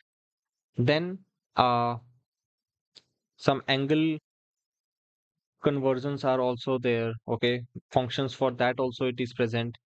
Some special functions are also there like gamma and, okay, there is gamma and one more is there, ERF. I don't know about this, but we'll explore, okay. Then for the floating point operations, there is mod is present there, okay. And there are many methods, okay. So in total, I think uh across 60, okay, 54 or 55 methods are there and five constants are there. In total, there are 60 things in this math module. So we'll try to explore each of these methods. We'll try to touch every topic, okay? So let's just first start with the math constants and let's print the values of that constants, okay? So, first of all, guys, as I have told you, you have to import the math module, okay? Then we'll print math.py. Then we'll print each of the methods. So each of the constants. So I'll just do like this, 5, and nan is there, infinity is there, and then there is tau, that is 2 pi. Yeah, tau means I think 2 pi only. And then there is e and then pi. So these are the values in respect to, for pi, the value is that everyone should I think will know only that pi is the very basics 3.14. Then for the math.e, okay, it is 2.701 and so on continues. Then for tau, it is the 2 pi, which is 3.14 into 2, which is 6.2831. And okay, for infinity, it is INF, and for nan, it is NaN, okay, not a number. So these are the five constants present in this math, okay, module. Then we have some number theoretical, okay, functions. Just like we have discussed about seal, float, truncate, okay, factorial, GCD, LCM. These are some of the functions. So we'll see those functions over here and what value we can put inside those functions. Okay, because most of the people are here maybe will be not from math background also. Some of who are from math background, they will easily understand by taking the name only. For those who are not from the math background but want to learn Python or want to go in data science or data analysis field, okay, or want to learn AI ML. So yeah, they for them these methods might feel very useful. So okay. Now, when we use this seal method, then what happens? So it just gives us what value it will give you uh, the next value. Suppose if it is 4.2 and we are giving using the seal, so what will happen? It will give you the value 5. So let me run this. So you will get 5 here, okay?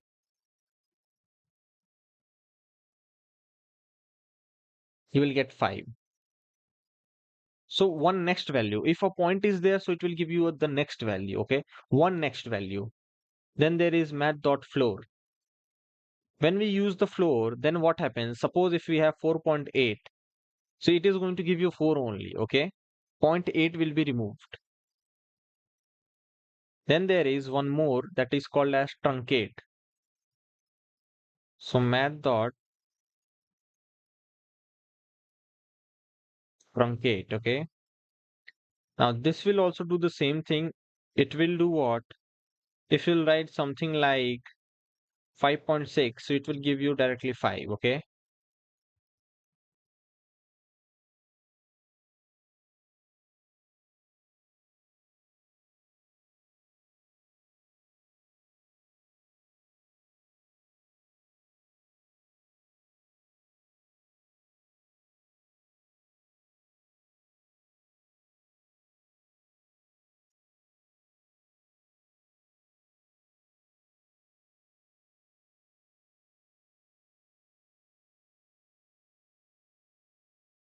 Then there is one method called as truncate we have seen.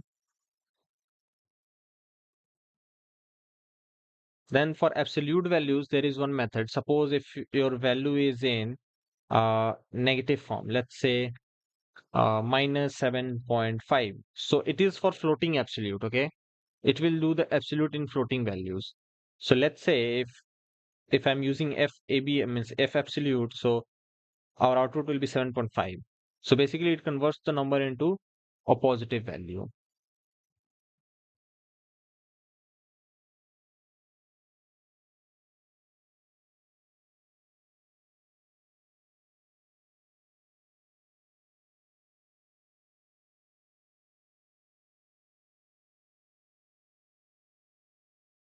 So guys, first of all, let me do what? Let me first write all the methods and then one by one I will explain it, okay? That what is the user, or else it will consume more time, okay? And there are many methods. If I'll write it with the name only, it will be clear that why this method is used. Just like the factorial one, it is used to find the factorial of a number, okay? Which is also present in the math module. Then there is,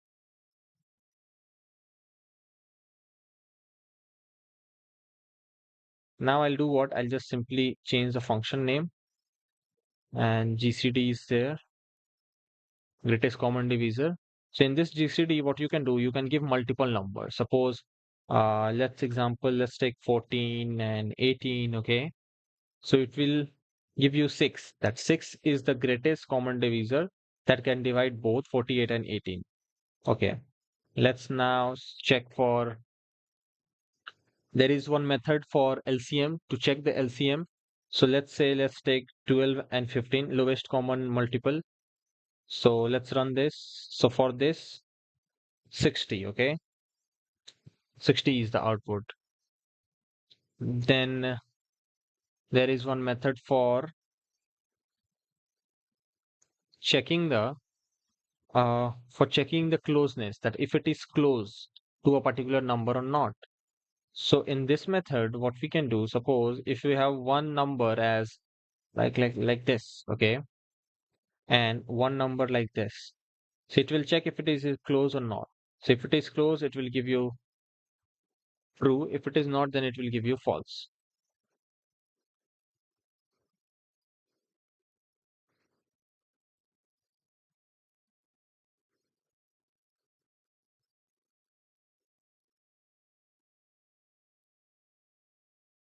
Then there is one method called as is finite. So this is also going to give you output in Boolean values. Okay, it checks that this number is finite or not. Then there is one method to check if this is infinite. So let me check by writing it INF here. It will also give you true. Yeah.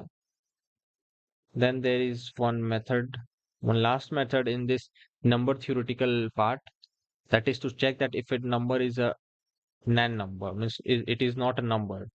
So for that also there is one module, okay, and it will also give you true. Okay, now let's just see.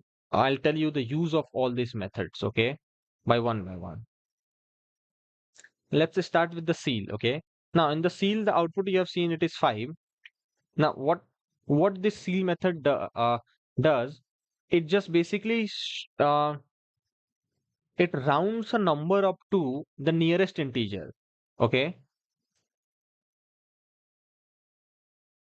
So suppose if there was 4.2, so it will round the number to a greater value, okay.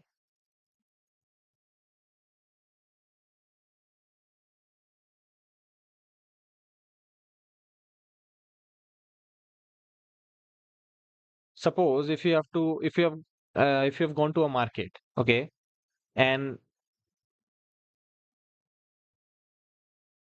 you have to purchase 95 items, okay, and in each container, and that you have to purchase 95 items, and in each container there are containers of 20 items, okay. So you can never buy 95 items, because in that container only there are 20 items can be there the limit is 20 items, okay, and you have to buy 95 items. Is this possible that you can, means you cannot tear up the container, you cannot pull out 5 items from it. Whenever you have to buy it, uh, whenever you have to buy it, you can buy a whole container only. So at that time, what will do?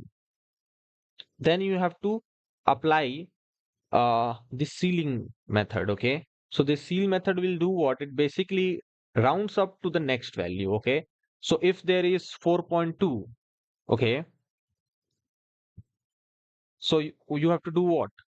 So you cannot buy 4.2, so you have to buy 5 containers only. So if there is 95 items and per head, per container it is 20, so you have to buy how many containers? So you have to buy 5 containers, okay.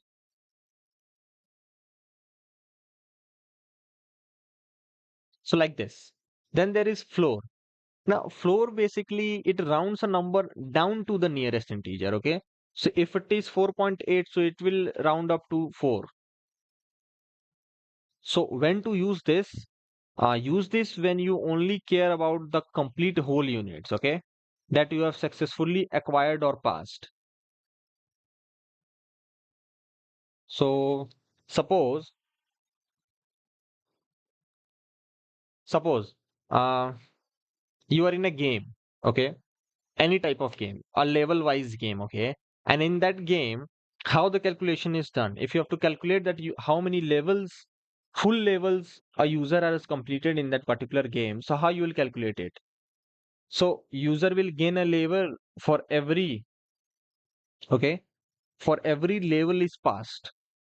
So if the person is in the 50th level, if it is playing the 50th level game, means if it is playing that 50 level, so he has not crossed or not solved that or not finished that 50 level, okay? It is on that 50 level. So how many levels now he has passed? What you will say now? Okay? So then you have to down to the nearest integer, okay? Because it is playing. So 49.5, it is playing. So you have to down to the nearest integer. So that he will be 49. So till now he has crossed 49 levels. He is in the 50 level. So that is the thing here. Okay.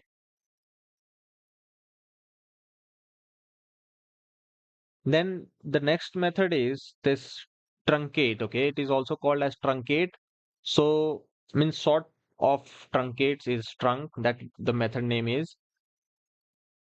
This method basically truncates the number, meaning it simply chops off the decimal part. So whatever after decimal the value is, it just chops off, means it just removes that part. Okay. So whatever the main integer value is, that is, suppose for here in our example, it is 5.6. So after decimal and 6, it will be automatically removed. So it will be left with 5 only. Okay. I hope you guys have understood. Now, when to use it? Uh, so you have to use it. It is simply when you want to isolate the integer part of the number, and you want to discard the fractional part of that number completely without any rounding logic. Just like in floor and seal, there is some rounding logic. Okay. In seal, it will be also given as an integer value, but it will give a round up value, and in floor it will give you a down value.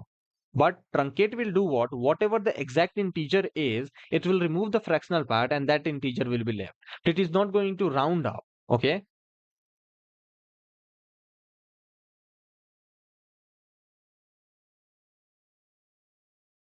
So yeah, that is the use of the truncate. Okay. Then there is this FABS, that is also called as the absolute. So it returns the absolute value of uh it returns the absolute value from 0. Okay. So it basically FABS stands for a float absolute value. Okay. So it gives you the distance from 0 as a float. And as you know, why I am talking about distance here, because distance is never in negative. Okay.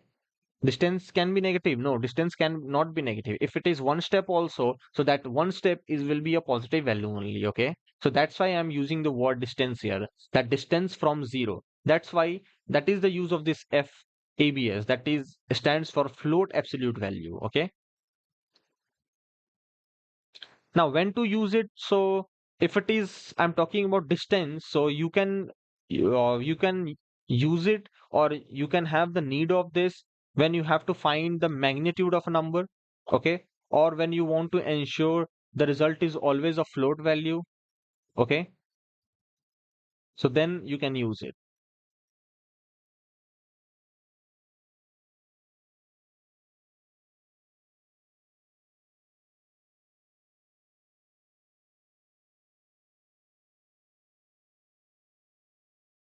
Then there is factorial. Okay, I don't think I have to explain factorial. Factorial means uh, it calculates the factorial of a non-negative any integer value. Okay. Factorial is what? It is the product of all the positive integers up to that particular integer value. Suppose if it is 5, so it is the product of uh 1, 2, 3, 4, and 5. Okay. So yeah, when to use it? Primarily in statistics. Okay.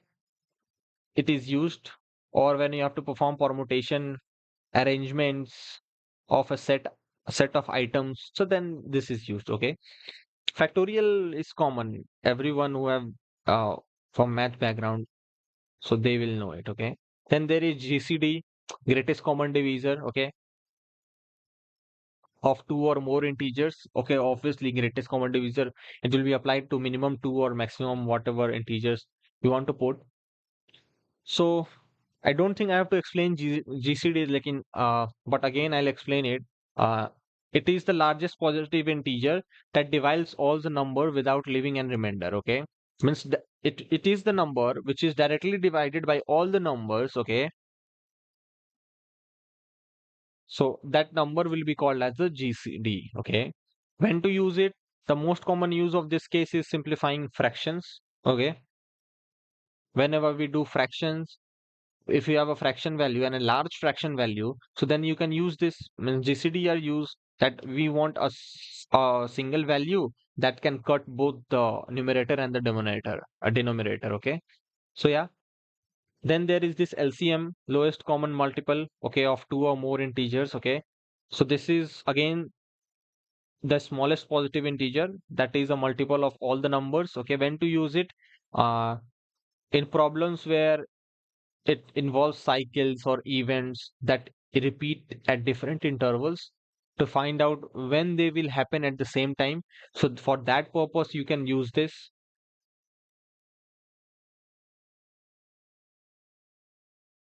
Then there is close. Okay. Now for the is close, it compares two floating point numbers to see if they are close enough. Okay, that I have already told you, that it checks that the numbers are close enough with each other or not. Okay, means is those numbers are that much close enough that we can say that or we can consider it to be equal.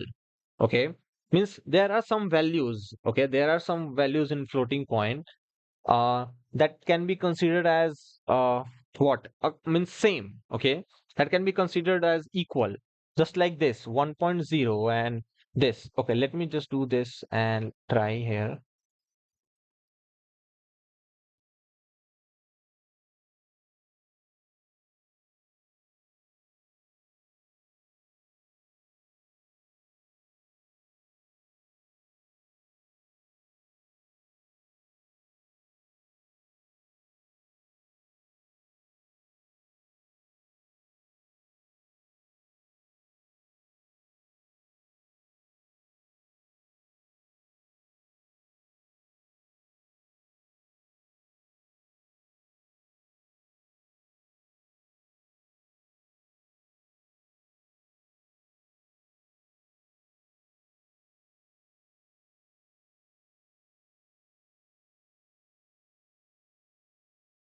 Okay, so these numbers are not that much close enough, but let me take an example. Let's say if I'll take an example, okay, I'll show you. But this function is basically to check that if two floating point numbers are close enough to be considered as equals. Okay,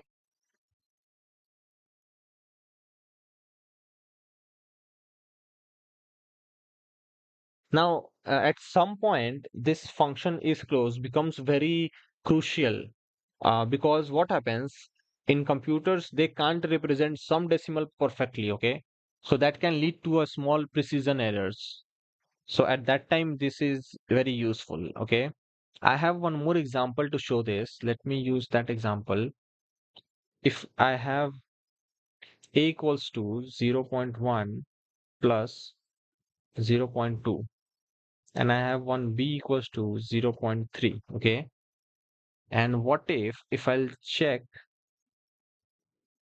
uh I'll check by checking two things. I'll first check if a is equals to b, and then I'll print math dot is close, and I'll check between these two. Now, as you can see, when I'm checking the equality between them, so that is false, that they are not equal. Okay, because the addition is being done in decimal points. Okay, so this calculation results in a tiny precision errors because at the end we are going to get the same value, but the equality operator is giving us false, whether this is close is giving us true.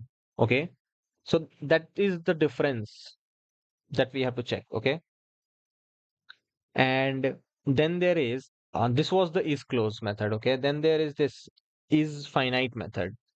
So this method is basically used to return true if a number is a finite number, that is, that if the number is not infinity or not negative infinity number or not a number, okay?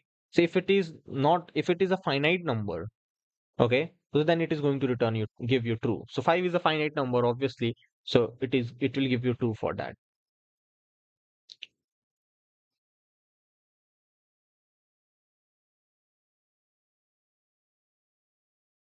Then there is infinity. Now with the function only, it is clear that it will check, it will return true if a number is a positive or negative infinity number. So yeah.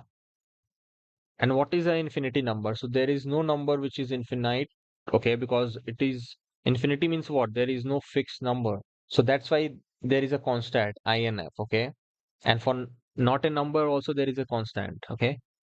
So there is two methods. One is for is infinity and is nan. They both are used. They will both return true if the output or if the value which we are checking is not a number, or if you are using is infinity. So if that number is an infinity number, so then it will give you true, or else it is going to give you false. So where to use it? The main important thing is that with the name, the function is clear.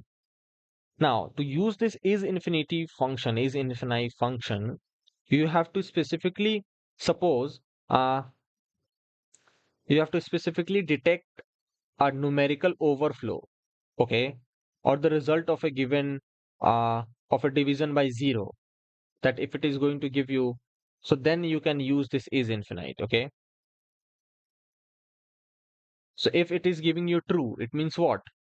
That this is basically, it will give you an infinite number, so that is not valid, so you can go ahead, okay.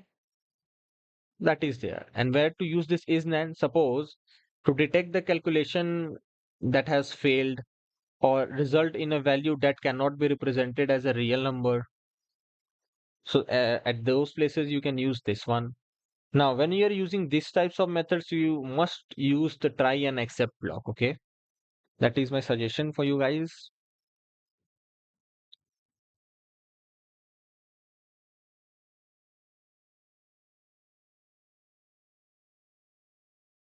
Okay. So this was some of the number theoretical functions, okay? Number theoretic functions. So let me just put it over there. And what are the use cases of them? We have seen it. Now we'll see some power and logarithmic functions, okay. So uh let's check a function for doing the, okay, so again I'll do what, I'll just follow the same approach. I'll just write all the functions, okay, and then we'll see or discuss about the use of that functions, that when to use it, what is the use or what is the purpose of that function, okay. Then we'll discuss about this.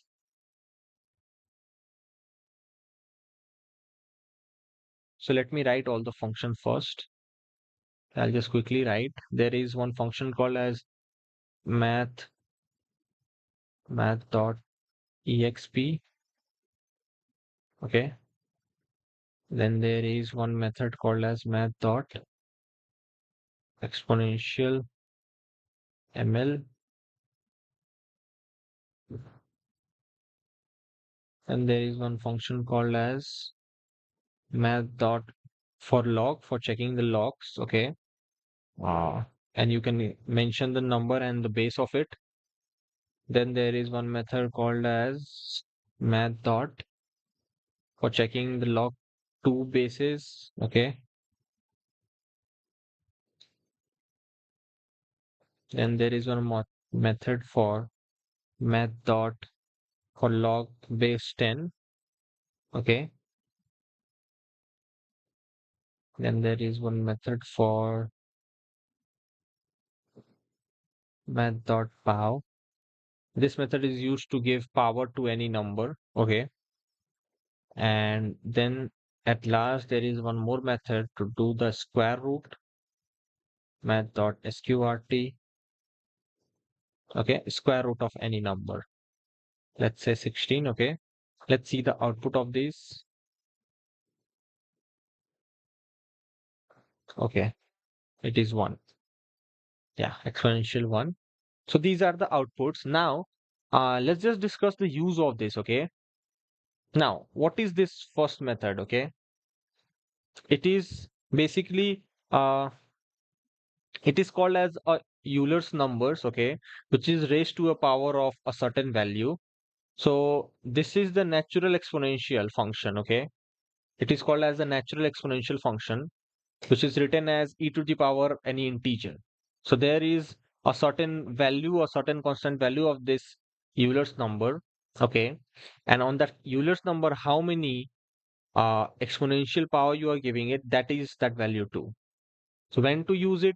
This function, it is a mathematical basis function, okay, for modeling any process which involves continuous growth or decay, okay. Suppose for modeling the population growth or calculating the radioactive decays, okay, calculating the compound interest when it is compounded continuously. So at that time, this function can be used, okay. Suppose let's say if we'll take an example,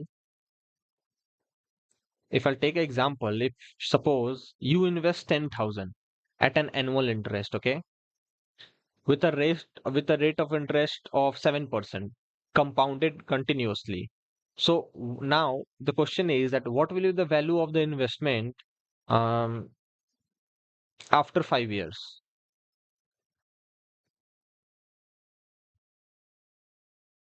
So then these types of functions can be used, okay, and how it can be used? Uh, Let me show you a very quick example so it will be more clear. Principal is, let's say, 10,000 and a rate of interest is, let's say, 0.07. Okay, 0.07, and time t is 5. Okay, now we have to calculate the final amount. So how we are going to calculate it? So we should know the formula first. Okay, so on principal we'll do what? Exp. Okay, and this exp will be by rate into, so basically it is r into t. Okay, and then just simply print the final amount and you will get the output. So final amount, let's run this. So this is the exact value, okay, that how much your investment will be worth. Okay, so I hope you have understood the use of this. Okay,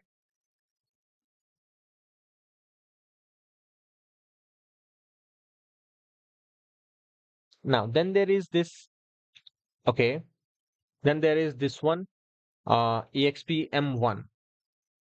So this means that this natural exponential function minus 1, okay, so it is basically uh, this m1 means math.exp and any integer value minus 1. Okay, so it is somehow like this.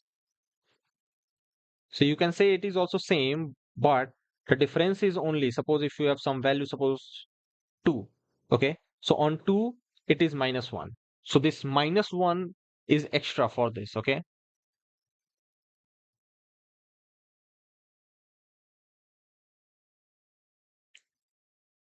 then there is the log. Okay, now for the log, I think math background people will know. Okay, it calculates the logarithmic of any integer value. Okay, the logarithmic answer the question to what power must I raise the base. So that is suppose 8 to the base 2. Okay, so if base is not provided, it calculates the natural algorithmic. Okay, and if the base is provided, it calculates the log base with that base.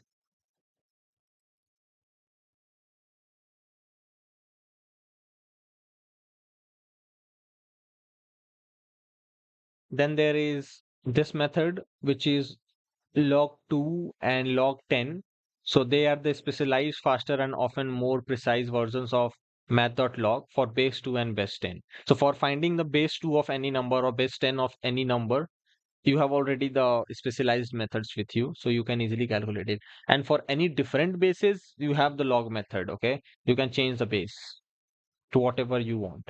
Then there is the power method. Okay, now power method is very easy. You can calculate uh, any number raised to the power of any number. Okay, suppose this is 2 and this is 3, so it means that 2 is the number, and to which extent means what will be the exponential power of that 2 is 3, so you will get 8 over here. Means basically we are finding the cube of 2.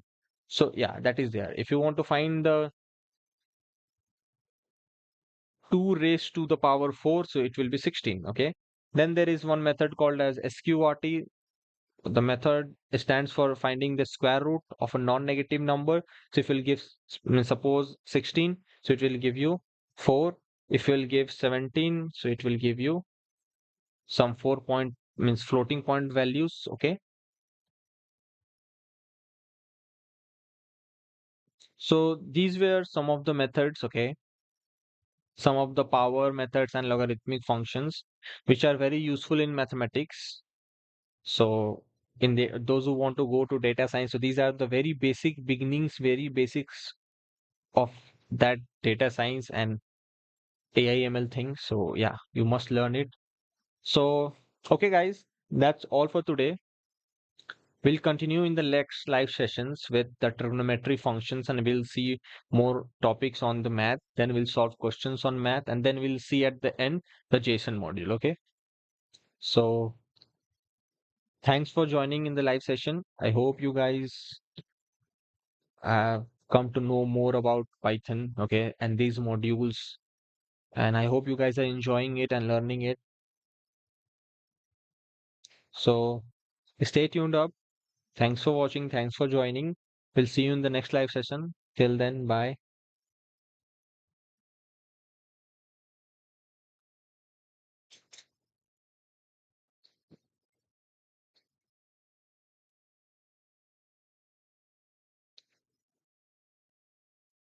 And if you guys want to learn Python from very basic, okay,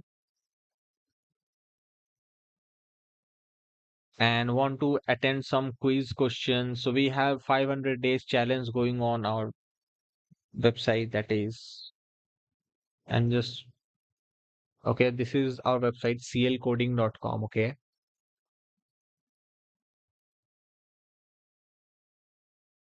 so I have just pinned a message. You guys can go and check this website. Okay, in this website, we have all the basics, and most of the basics programs are there, so you can go check out the programs, copy the programs and paste it in your editor and see that how the program is means executing. Okay, so small code snippets are there, and challenges and quiz questions are also there on different modules, different libraries, so you guys can go and check out. Okay, so once again guys, thank you. uh Pinaki Veera Babu. Okay sir, thank you. Yeah, thank you bro, thank you everyone. Okay.